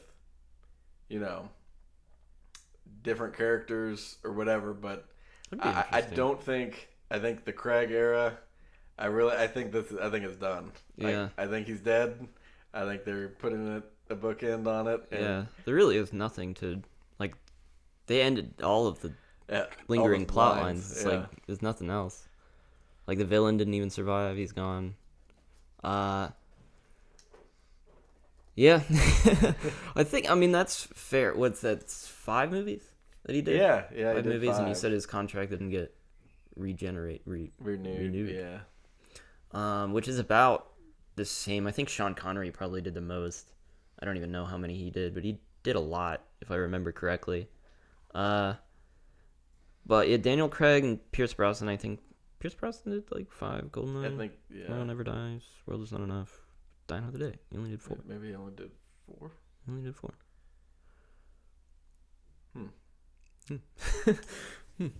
Interesting. What were you gonna say about Judi Dench? Right. So Judi Dench. Okay. This is gonna be a big tangent, but Judi Dench, obviously, which at first has confused me in Casino Royale, because they brought Judi Dench back, And I'm like, well, this doesn't make like this is a new Bond. It almost makes you think like Bond is like a code name. This is like a new guy. Yeah. And Judi Dench is still there, but it's not. They just reuse her. Yeah. Which is great because she's like she is M. You know, she's the one I think of. Yeah. When I think of M. But I thought what was stupid. Well, okay, so they don't introduce a Q until Skyfall. Right. So previously in World Is Not Enough, it's a big tangent, but World Is Not Enough, you have old Q, and he gives over the moniker to John Cleese, Yep. who plays Q in the next one, although it's confusing, because when I saw that, he makes a joke about, if you're Q, isn't he R? So I always thought he was called R, and... This is another tangent. Q stands for quartermaster. It does, yeah, it does. But I played some of the Bond games, right? Most of them starred Pierce Brosnan, but Agent Under Fire specifically calls that character R, which is really weird. Are you serious? No, they actually call him R in that, which was How did weird. that get through the editing? I don't know, but it gets weirder. Well, okay. So let me finish. I'll get back to that. let me put a footnote here. But okay. So why didn't they bring back John Cleese? I thought, yeah, you're right. He should have been. If they brought back Dench, I mean, which Dench is obviously amazing in that role, but I thought John Cleese was good too, and as Q. And it's weird that in lieu of, I mean, I guess there's a million reasons why actors maybe not. Could be, scheduling. Could be just the contract or something. But it's weird to just go without a Q for 2 movies. Yeah, like a kind of a big mainstay, as opposed to. That is strange. Yeah, and it seemed like he liked the role. He only got to do 2 movies, and he didn't. I mean, in World of Not Enough, he was introduced, and he was barely even like doing anything in it. So you only really got to play Q and Die Another Day. And the games as well. He actually reprised the role, but he seemed to like doing it. And it's just like, I don't know. I like new Q. I like him, but it sucks that you don't. He doesn't get to do that. I mean, you more. could have had him in Skyfall, or I mean, Casino Royale and Quantum of Solace, and then had him pass it on to new Q if they wanted or something. But they just don't have one, and they don't use police. Yeah, it's strange. But we'll. Again, I think we'll be. I guess that raises the question of, even if they do a reboot like they've done each era, basically, are they going to carry over actors or actresses in those side character roles that,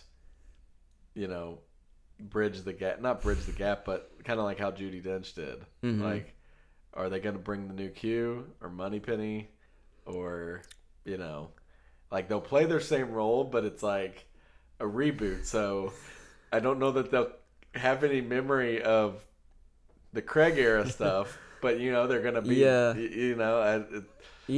definitely think like at least having that one character like anchor it to the previous movies, to make you feel like, oh, this is still Bond. Yeah. Like having Judi Dench there, it's like, oh yeah, this is still MI6. This is still Bond. Yeah, it's actually crazy how well Judi Dench worked out with that, because in a sense, when you do a reboot of a series like that and you keep a character in their same position as the same character, you think you get a lot more flack just because of like, it makes no sense.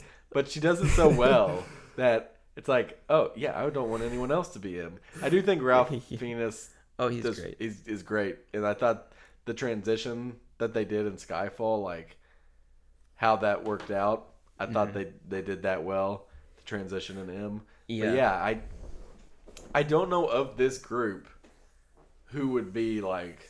I mean, I guess you could say it could be M again, but he's I like him, but it's not the same as Judi Dench going from the Brosnan era to Craig. I just don't know. I guess we'll see what. I feel like a lot of people wouldn't even notice or recognize. Yeah. But I guess also if they do a prequel or one set in a previous time period, Bring Judi Dench back. No, I mean they wouldn't have to bring anybody because it'd be a different time period. But like maybe they'll adapt there's like these young Bond novels. You heard of those? Maybe they'll adapt some. There was even a show I thought, or it's there? Young James Bond, but I don't think it's. I think it's like his nephew or so. It's something. It's a relative of James Bond, but he's like a kid spy or something. That's really cool. Yeah, I hope they do that. That should be the next movie franchise. Oh god. Yeah. What would if you could pick like your dream sort of scenario for the next era? Where do you want like setting and I guess actor? Who do you think should or not necessarily a specific actor if you don't have one in mind, but just like in general, what direction do you want them to go, like setting and character? Yeah, it's tough because I think part of the difference between the Daniel Craig era and the previous era is definitely like the continuity between the films was like not as much there in the previous films, but in this one it's heavy. Like they're all interconnected. So I don't know, but like if you reboot it and you're like, it's almost just gonna be the same thing again. You know, it's like why do that? So I don't even know. I feel like the play probably is to maybe just pay homage, I guess, more to like the 60s era of Bond, and just like maybe that's the thing to do, is just play up like the kind of the nostalgia of classic Bond, like really classic Bond. And maybe like it seemed like you were saying make the movies or make them work on their own more, as opposed to like, because that would be my hope, is because one thing with the 90s era, you could pick any of them up and watch it, and it is what it is. I think there could be some confusion. I mean, there's definitely some confusion if you pick up a Craig era Bond without having seen the previous. Yeah, you can still enjoy the movie, I'm sure, but there's a lot of plot points that are callbacks. Yeah, and they don't leave you hanging. I think a lot of times they may overly explain it, but yeah, to your point, they tie into each other heavily, as opposed to you could just pick out a movie and it's like it exists as its own completely almost. Yeah, I think that would be the way to go. I don't know that that's the popular thing right now. Do you want multiverses? We need more multiverses. We need multiverses. I don't know. Like, I just think that's like, where else do you go? You just, I mean, I have to say, because like, I remember when I watched Spectre the first time, I was actually pretty confused because there was so much connectivity, and I didn't remember the other films as well when I actually went and saw it. So it was just like, I felt like I was missing so much. And in rewatching it, I realized like how important it is to watch everything. And even in this one, it's like, you gotta watch everything. You gotta remember Spectre. But I don't know what you do with it except to just play off nostalgia. I don't know. That's what I feel like is sort kind of what they. Yeah, I guess I think about. I was a little too young to understand movie, process at the time. But like when the Craig era stuff was coming out, and it's it obviously. It has all of the Bond books and movies to build on, but it had to be its own thing too. So I guess, it's probably going to be similar, where I doubt it's going to be just a copy paste of the Craig era stuff with just a new Bond. I think it's going to be, I don't know. They have to take it in some slightly different direction, but you can't detach. Like people watch Bond because of sort of the. I mean, I don't know if people watch Bond because of this, but there's always the familiarity with Bond movies, with the little callbacks or just the feel or the theme or like what's going on in the plot. Yeah, they're the same across all. They're done different ways, but it's the same. You gotta have an M, you gotta have Q, you gotta have money. Yeah, it's very familiar. So I don't think they'll depart from that. It's more of. It's just going to be sort of what style they do it in, and like you said, it could be a direct callback to something. Yeah. Older, make it more, traditional. It could be a campy, go back to the 90s, try to do something like that. I don't know. I would love them to take a crack at that. I don't know if it's like I feel like it's too soon to like try to Just go right back. do the nostalgia of the 90s era.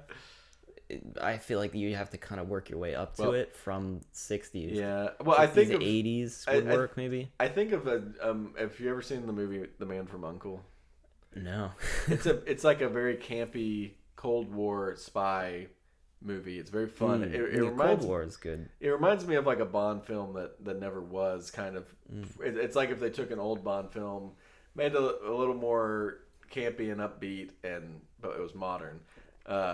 I really recommend checking it out. But I think I could see them doing something like that where it takes place in the Cold War, but it's like that style of campy, but it's new. So it wouldn't be like 90s era campy. It'd be like, I don't know. Cold War's... I don't know. It is 60s, isn't it? Cold War. I'm not good at history. I think it was Cold 60s. War spans like a long time, I think. But yeah, you would probably you could set it in the 60s. Have it like groovy, kind of like what Austin Powers is making fun of in a way, but do it in a non-comedy way. It'd be funny, I'm sure, but I don't know. They have a lot of options. They have to think about the big question: who will be the new Bond? Yeah, well, that's I guess the other thing is to just completely change almost everything about it, except having an agent that works for MI6 that maybe has the same name as Bond or is called 007, and just change everything. Just do something weird and experimental. Just completely flip the script. I don't know that I would like that personally, but that's like maybe the other direction they would try to take it in. I think for sure it'll be 007. I think for sure at the very least, his code name will be Bond. I don't know if they'll go the route again of it's his actual name. They're not going to lose the moniker Bond, because how many times did they say in this past movie Bond, James Bond? James Bond. Which they say in every movie, but I think there was 3 times. Well, they had to call him Bond because he wasn't 007 in this one. That's true. So it came up a lot more, but I think those things you'll see the same. But yeah, I'm interested to see just because from a political aspect, there's a lot of talk that they may make the new Bond a woman, or the first non-white Bond, which I'm open. I think they could do anything again as long as it's done right. But I agree. What they're going to do, I guess it's anyone's guess at this point. I think they should go for, just from a planning standpoint, they should probably go for someone a little younger than what Craig was. Yeah.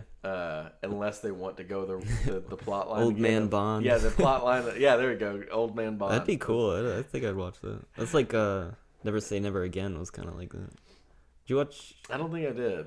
I mentioned that when we were playing Tomorrow Never Dies. Is that where Connery comes back? Yeah, it was like a weird. I don't think it was like official, but he like came back as like kind of an old, his version of Bond, and kind of just made his own Bond film, which was really cool.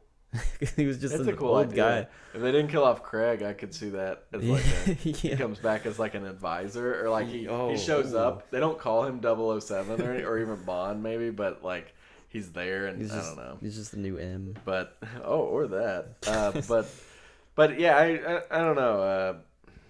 They have a task ahead of them, because like I said, I'm pretty sure it's basically confirmed it's going to have to be rebooted.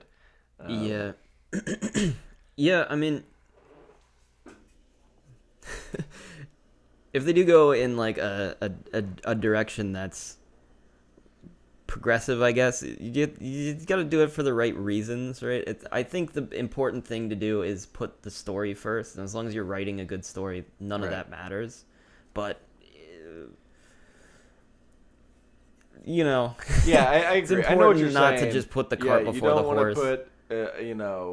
You don't want to put someone in just because of their skin color. You don't want to put someone in just because of their sex. And to be honest, with a character like Bond, as long as it's well done, like you said, or well written, you could put anyone in there, because there's no hard and fast rule, really, I think, of anymore. I mean, I think if you had asked people who grew up with the original Bond, you'd be like, it's got to be a chauvinist womanizer. Now I think it's not more anymore. of, it literally could be anybody as long as the writing is good. And again, it's like Bond. I don't know. For the most part, it delved into it much more with the Craig era, but like it's kind of like the vehicle for this cool spy to have action sequences and stuff. Like, yeah, you don't have to overthink it as far as who plays Bond. Yeah. I would think, but they're obviously going to be much more careful, I think, with who they pick. But yeah, I could see. I think there was a lot of talk about Idris Elba, which I think he'd be good. That'd be interesting. I really want the guy who was in Man from U.N.C.L.E. What's his name? James Bond. Yes. He played Superman, and he's in The Witcher. Oh, Christopher Reeve. Yep, Christopher Reeve. Dig him up. The guy that played Superman in what, exactly? In the new Superman movies. The big buff dude. Oh, God, what is his name? It's really slipping my mind. Oh, no. I don't remember. But I think he was in The Man from U.N.C.L.E. and he plays that perfect 70s era, 60s, 70s spy. Is that the one where he had to have the mustache that was taken out of Justice That's the League? guy, yeah. Was that the movie that he was doing? No, okay. It was, that was Mission Impossible. He had a mustache in Mission Impossible. Oh, so funny. Yeah. But I don't know. I feel like I'm always gonna watch a Bond. Like I'm not at the point. Like, again, this movie not the best, but it's not like I've hit a point where I'm just not going to want to watch the new Bond movie, if that makes sense. I mean, this one kind of flew under my radar, I think, because of all the cancellation. Like it was supposed to come out in 2020. Mm-hmm. I think early or mid 2020 or something, but COVID delayed it almost 2 years. Yeah, or something. I remember talking about how Billie Eilish was doing the new song, and that was like 2 years ago. So it was delayed a lot. It kind of flew. I was hyped about it when the first trailer released, but it kind of fell off my map. But as far as Bond goes, like, I'm gonna watch whatever they do. Just because it's familiar and it's fun. Usually, they're not the deepest movies or anything, but familiar, fun. Pretty good. The new one's pretty good cinematography and just fun to watch. I think I don't know if it was because it was delayed necessarily for me, but I think part of me maybe losing interest was like just that like I said, I was confused with Spectre because I watched it and I was like, I'm not even sure I remember any of these characters or like who's what, because it's like you're going from like 2006 Casino Royale to Spectre in like, what was that, 2015? 2015, I think. Is it 15? I think 2015. Maybe. I can look it up if you want. But like that's like so long to like have to remember all of this. I think that's what lost me. So like spending this week rewatching everything, I was excited for it because now I'm like, okay, I know what's going on again. So like I think maybe that's part of it, because old James Bond, like you didn't have to care. It's just like it's new James Bond, So like with Casino Royale, I remember being really excited to go see it, and then with Quantum of Solace, I saw it in theaters. I was excited to go see it. I think Skyfall I was excited to go see.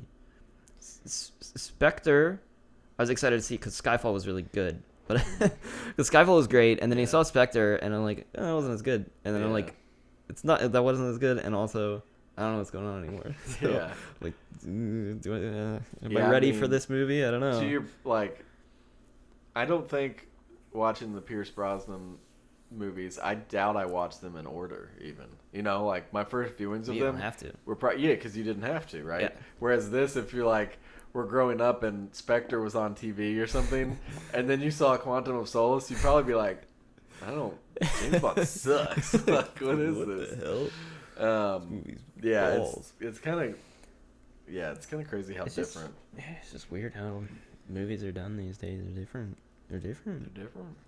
So what'd you think of Billie Eilish is the theme. It's just fun.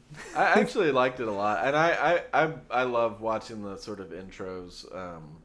I don't know. I feel like they're kind of a thing now. Like they've always They've always been a thing. Yeah. Like very visually cool and good music. But yeah, it was good. I just wanted to mention. I think that Quantum of Solace actually is a really good intro.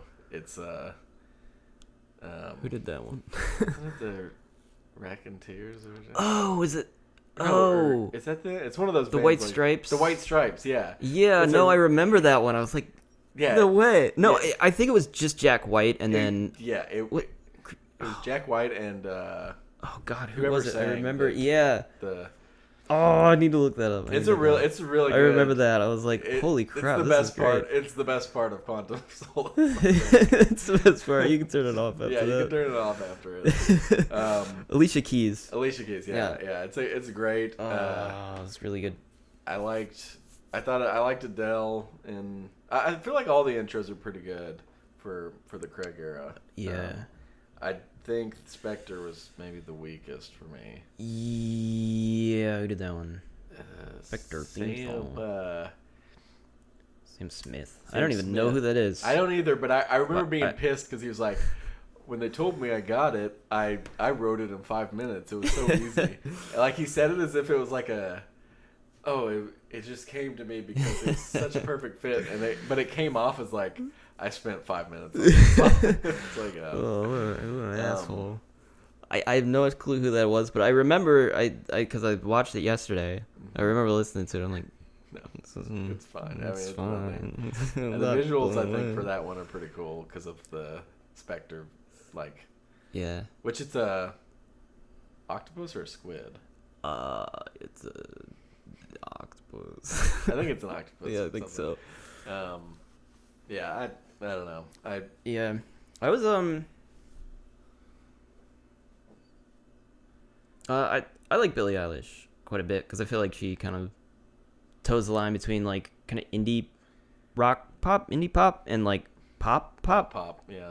So she's really interesting as like an artist. So I thought it was really cool, especially since she only had like one album out. I don't even know what was out yet.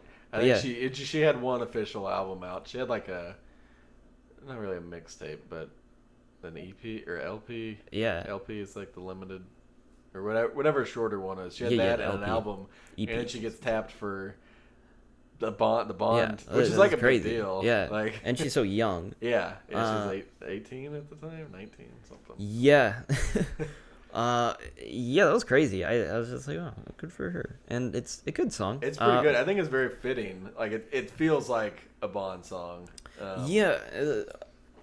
Which I don't know if it helps it or not, because like that's the thing about the Jack White song is it both feels like a Bond song, but it's also very like rock. It's very like Jack White. punk. Yeah, very Jack White, and I think that's what helps make it stand out. Whereas this one is kind of like it's good, and I think she has a good voice, but it does feel like this is a traditional. Yeah, and I think she wrote this song like back in 2019, right? So this is like kind of her early style, whereas like in like her new album, this is a big tangent I guess to go on, but like in her new album, she's quite a bit different because she used to sing in this very like almost mumbly style, I guess, and now she sings a lot more pronounced.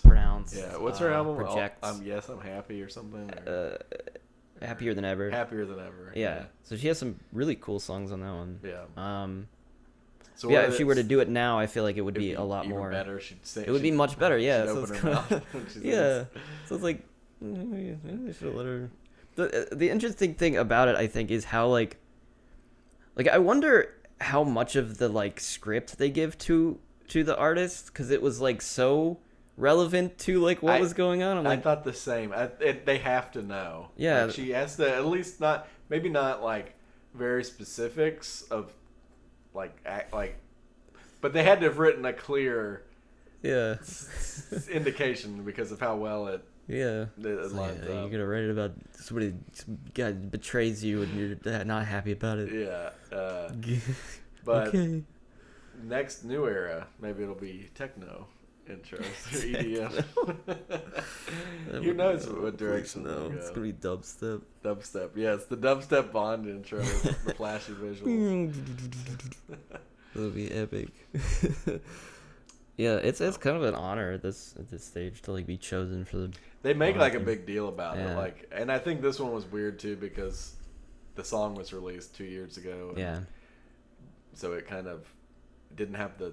They use it as marketing, I think. Kind of, it's like when they announced who's going to play at the Super Bowl. Now it's like Adele is singing the Skyfall theme. Oh. Skyfall. But yeah. Yeah, I mean, I'm still, I know we've talked about it a lot, but it's a fine movie. I'm still excited for Bond in the future. Yeah. Yeah. I have no idea what direction they'll take, though. They really can do anything they want, but you just know it's going to be somewhat familiar because that's kind of the mainstay. Yeah, I mean, you would hope Bond's like lasted the test of time at this point. I'd keep making them, it's almost like the only thing I feel like I can compare it to is Doctor Who. It's just like how many eras it's gone through and just evolved to. Mm-hmm. Just keep going forever. They did try and sell the rights, which obviously would continue, but I think there was talk to sell to, was it Amazon? Like they originally... Oh, God. Maybe it was just streaming rights. I forget. It may not be the actual company that owns Bond. Yeah, I actually did watch like all of the movies on Amazon. They were there. Yeah, maybe that's... I remember before, when No Time to Die was announced and then COVID was hitting... They were like, we're going to make a deal and we're just going to stream No Time to Die exclusively. But then apparently they were wanting to charge like whatever streaming company was going to buy the rights to No Time to Die, like $1 billion or something. And they were like, no thanks. So obviously it just kept getting pushed back. But I don't think like the actual movie production rights are going to change hands. But in this era of streaming, what if Bond ends up a Netflix exclusive? No, please. Please don't do that. I will say it feels like one of those movies that's just like fun to see on the big screen. It's got to be in theaters. I mean, you have to put Bond in theaters. Yeah, it's just what it is. Yeah. If you're gonna watch it, you want to see Bond on the big screen and the. Yeah. Yeah, I mean, it's just worrying. I mean, because it's one of those things. It's just manage to survive and still like be good. But like if I compare it to Doctor Who, like Doctor Who died in like the 80s, the 90s, and then came back, and now it's kind of dying again because of bad writing. Because the writing's bad, the showrunner's not good. Not to dive into that too much. Happen to Bond? But like it could die and like not come back for another 10, 20 years. It's possible. The biggest driver is going to be how well this did in the theaters. Which, if you use how many our people single theater, it's actually crazy for a theater where we are. The fact that there was that many people in it on a Sunday afternoon, a month after the movie's been released, that's a good sign for it. But yeah, I mean, ultimately, it's going to come down to how much money it makes. As for what they do. So yeah.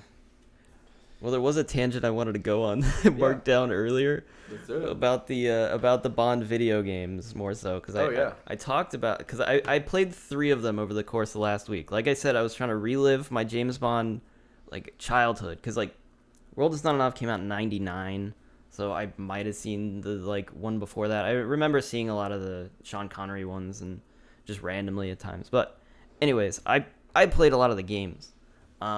And so I played 3 games over the course of the week. I played Agent Under Fire, and I played Nightfire, and I played Everything or Nothing. Although I didn't have time to finish Everything or Nothing. I got pretty close to the end.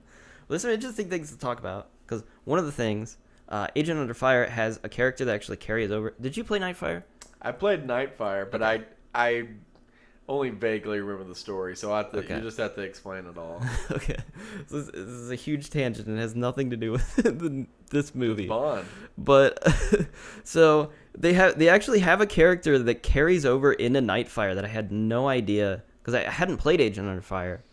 And her name is like Zoe Nightshade, and she shows up at the party at the beginning of Nightfire, and I always thought as a kid, because there's two like agents that are like blonde, because there's one later on in the game. I don't know how well you remember it, but okay.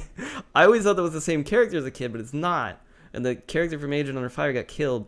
But the interesting thing to note about this is that Agent Under Fire didn't actually have the licensed likenesses of like Pierce Brosnan or even John Cleese, even though it's supposed to be the same character. But they are in that, right? So they're carrying over this continuity. So they were supposed to be the same characters. Then you go to Everything or Nothing.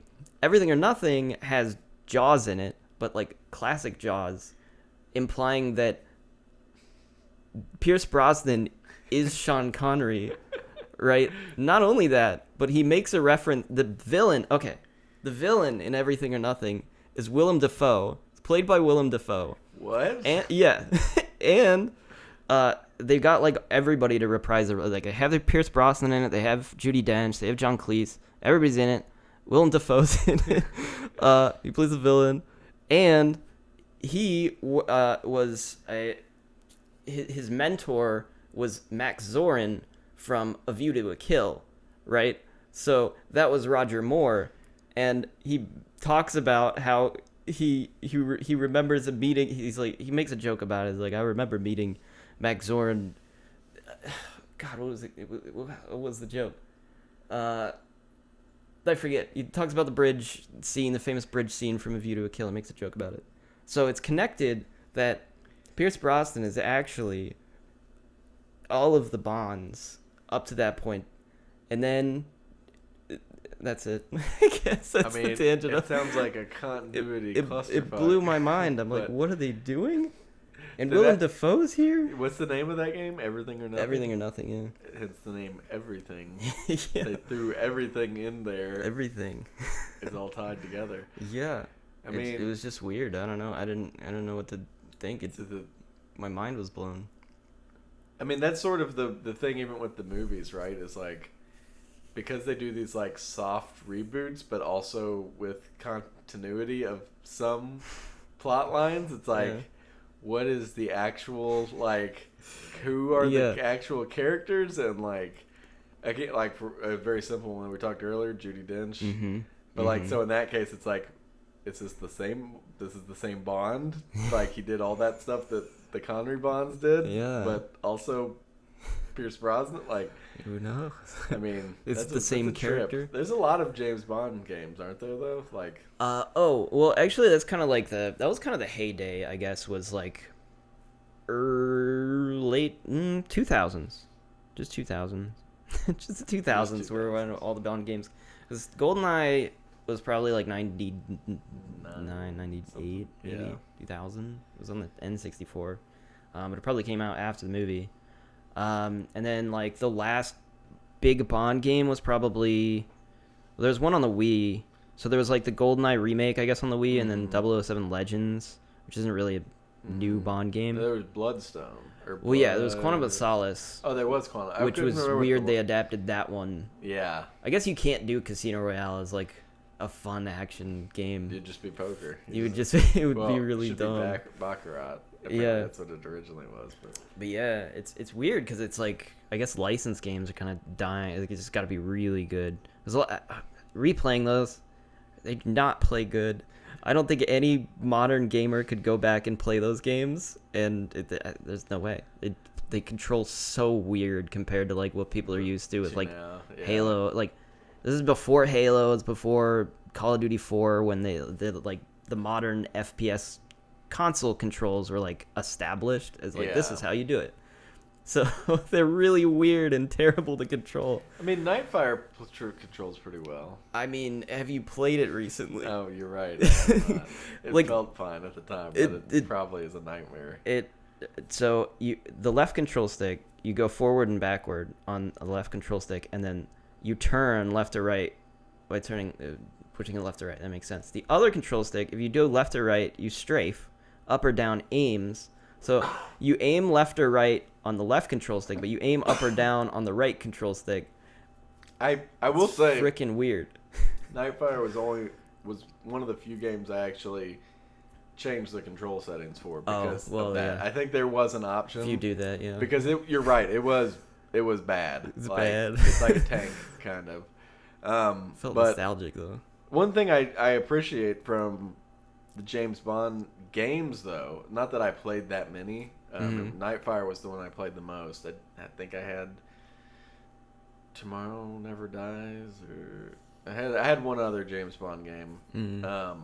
But I appreciate that they do have movie adaptations, kind of, but they also made games in the vein of the movies. Like, it wasn't, I feel like there's so many just movie licensed games where it's like, oh, we're releasing this alongside the game. Instead, they were like, we're gonna take Craig and make Bloodstone, or we're gonna take an amalgamation of people and make like these movies these games that are in the vein of the movies and I guess the books, but they also exist on their own, kind of. And I know they're just not completely like original story. Right. So I regretted I wasn't able to play Bloodstone because I only had a week, and I'm like, I'd have to buy it, and hopefully it'll arrive, and then I have to finish it in time. So I didn't get to. I feel like I should have though, just spent trying to do that, but because I am curious what actually happens in that game, if it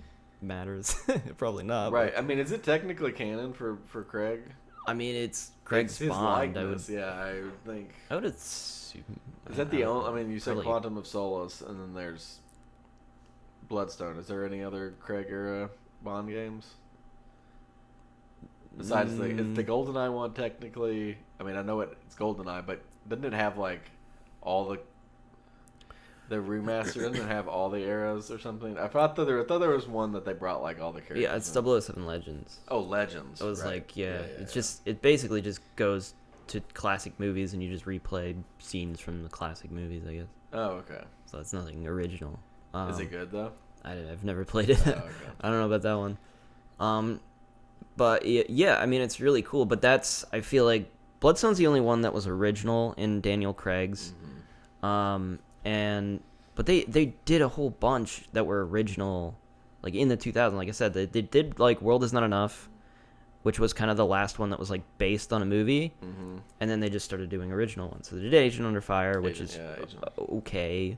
This guy, the plot is that he's cloning all the world leaders, and then he kidnaps all the world leaders to replace them with his evil clones. Is that the one that starts where you're walking into a bank? Is that PS1? No, that's World Is Not Enough. Oh, well, okay. It's based on the movie. So I haven't played Agent Under Fire. Or I think I played it at a friend's, but... yeah. It's not as fleshed out story-wise as you might want it to be. Nightfire felt pretty fleshed out. Nightfire's great. Yeah. I honestly... I think that's the best one. I think I would have to say that's the best one. It's story-wise, I mean, it's got Pierce Brosnan and it's got a bunch Bond of women. It has a good intro. Nightfire. Yeah, I like. It's a good game, both multiplayer and single player. I had a blast with that game. I played the shit out of it. I think it's the best one. They are coming out with a new Bond as well, which I'm assuming will be like it's not going to be Craig era. It'll say how he survived the nuclear missile. Yeah. No, I think it's going to be a unique spin on, like, it's going to be it's not going to have a likeness of a previous Bond, I think, is what they've said. That's weird. It's by the new Hitman developers. Oh, right. Which are supposedly really good, and I think that's like their style of game. I think could work with a Bond game. The problem is their games are typically very, very, very open world and like almost simulator-esque in the sense of like you're dropped into this environment with a task to do it. I would think, when I think of Bond, and especially Bond video games, I would think it would be like, although very linear, like heavily scripted and like big action pieces that make you feel really cool, as opposed to, oh, we're putting you in this environment to kind of solve it. But maybe, that's just their typical games. Is they could go a whole nother route than Hitman. So I would hope they do as well. But I'm kind of excited for it. Yeah, I could see that work, as long as they don't make it exactly like Hitman. Just so Hitman. They can do it's literally Hitman, but he has like hair. And And he says, "My name's Bond." James He's Bond. still got the barcode. He has the bar. Yeah, he has the barcode. Wait a minute. What's going on here? But yeah, that's the only Bond game on the horizon. Whereas you're right, in the 2000s they were cranking those bad boys out. I mean, they even did the movie ones like From Russia with Love. Like a throwback. Brought Sean Connery back for that. Yeah. They had big name actors, and it's like it was like this whole cool. I mean, it's almost like they were just making another movie and just made a game. Yeah. Like I kind of miss them doing stuff like that because it feels like they don't do things like that anymore. Yeah, it goes back to the idea of it does almost work as a stopgap between the movies. Like, it's a new, fresh movie experience kind of in game form. Like, it really feels like they, I mean, regardless of the quality, their idea of like, we are making a Bond movie into a game, I thought is like, I don't know, it could work. That's what worries. I think the newest, I don't know if the new Bond, I think it's Untitled, but are they going to go that route, or is it going to be just like James Bond, the video game? Whereas I would hope it has like a cool Bond-like title, Yeah. Like, as if it's its own movie, but. Yeah, I would hope they do a good job with that. But yeah, I think part of like the nostalgia that I have for Bond partly comes from the games. And I mean, it's especially because, like I think that's why I connect a lot with like Judi Dench's M, because she's M in also in Nightfire, also an Agent on Fire. John Cleese feels very much like Q because he's also in Nightfire, also an Agent Under Fire, and Everything and Nothing. Yeah, they carry over those characters. Yeah. Yeah. Anyways, I guess that's all I have to say about that. Actually, Nightfire came out after Die Another Day, so they were actually continuing Pierce Brosnan Bond into that game and Everything or Nothing, which was a cool thing. Since they do so many remasters, they should remaster Nightfire with updated controls. I'd play that on a computer. Yeah. Like, it like, the multiplayer was, for what it was, is so fun. It's not GoldenEye. Like, I mean, I enjoyed it better than GoldenEye just because I think I didn't own GoldenEye, so I only played it at friends' places. So obviously, I was at a disadvantage to people who played it all the time. But Nightfire, I don't know. You had bots you could add. Yeah. You had vehicles. You could fly little helicopters around. A huge variety of weapons that were cool. You could set up like turrets and little bases. With the little suitcase. Those turrets you could remote control. Yeah, there's a lot of cool weapons. It's an Odd Jobs hat. It's a really good multiplayer, and I think it's like the maps were like pretty good too. Although I probably only played the ones I liked over and over again. But like, the cable car levels. They're usually symmetrical. I think like you have a side and another side. I think. Yeah, pretty much. I mostly remember the one where it's like the two houses on each side. Well, one's a house, and I think one's more like a castle. Right, that's the cable car level. That's the cable cars. They are okay. There's also the ravine level that had cable cars. Right, but you couldn't put bots on it. Yeah, well, you could only. It was actually only a 1v1 level because I remember trying to play it with people, and like you couldn't, and then I could only play it with my dad, and I'm like, why can I only play with him when I was playing with? That was a good level. Because you could only do 1v1. Odd Jobs hat. Super weird. You could throw it. You could just chuck Odd Jobs hat. It was. I wonder what the programming was behind it, because it was like slightly homing. It was pretty homing, but it wasn't like perfectly homing. But it was a one-shot kill. Yeah. So on a huge level like that, you could just like chuck it up in the air, and if they were outside on the other side of the map, you could potentially get a kill. It was the most fun. Yeah, and then the story too was pretty legit, and it's like. Yeah. Had stealth a little, like the first level, I think. It had a couple stealth levels. Yeah, and you kind of get a chance to use all the weapons in different capacities. go in space. You go in space at the end. You literally go in space. That part was really hard. Because you float. Yeah. You get the laser though. Yeah, but it's just because you gotta like control yourself actually in a 3-dimensional space. It's like really freaking hard. Yeah, I hope they do. Yeah, Bond's sort of. I don't think Bond's going anywhere. Like his legacy, like you said, it's unless they ruin it in the next film. I think that could easily just knock out the next 10 years of Bond.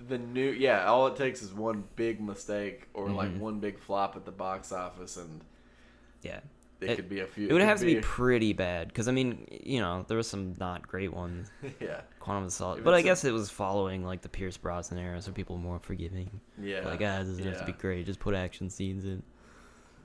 I mean, and then to follow up, it like redeemed itself with Skyfall pretty hard. Like that movie did. Yeah, it was good and it did really well at the theater and won a bunch of awards. So. Yeah, and I cried because they killed Judi Dench. It made me sad. Yeah, I mean that was pretty. It was just Skyfall's so good. They handled really that good for an iconic character like that. The transition they did and how she died and just really really well done. Yeah. And a great villain. Man, Skyfall's good. Go watch Skyfall. Let's talk about Skyfall, man. Yeah. Is there anything else to talk about? No Time to Die? That's pretty much it. I mean, we can wrap. I would say, like, if you have any interest in Bond, I think it's worth seeing. Even if you're just looking for something fun, I'd say you could find that with this. Mm-hmm. But I'd highly caveat that by saying you should have at least somewhat of an understanding of what's happened in the previous Craig Bonds, especially Spectre. Yeah. So it's not, if you don't know what the hell's going on at all, maybe don't just jump in. It's probably still fun because it's a pretty good looking movie and it has pretty good action scenes, but you'd probably be confused if you just jump in without any sort of background of what's going on. But in general, I'd recommend it. What about you?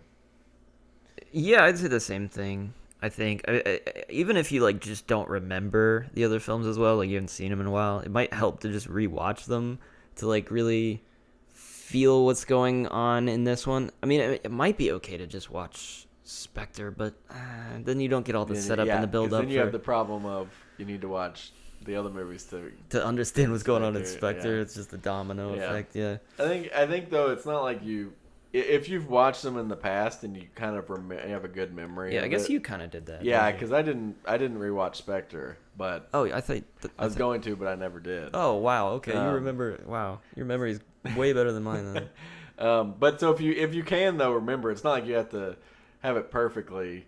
It'll play into it, but yeah, just don't. If you haven't seen any of the Craig movies, don't just jump into this one. Yeah. Do yourself a favor. There are some pretty good ones that you can watch those. Oh yeah, for sure. Also watch Goldfinger. Yes. Also play Nightfire. Play Nightfire. All right. So we'll catch the next episode of. Do we have a name for this? No. Movie magic. Oh yeah, blue number cinema. That's terrible. That's their name. I don't like that. Completely original. No, we'll I'll probably just call it like Wes and Shriver talk about. I don't know.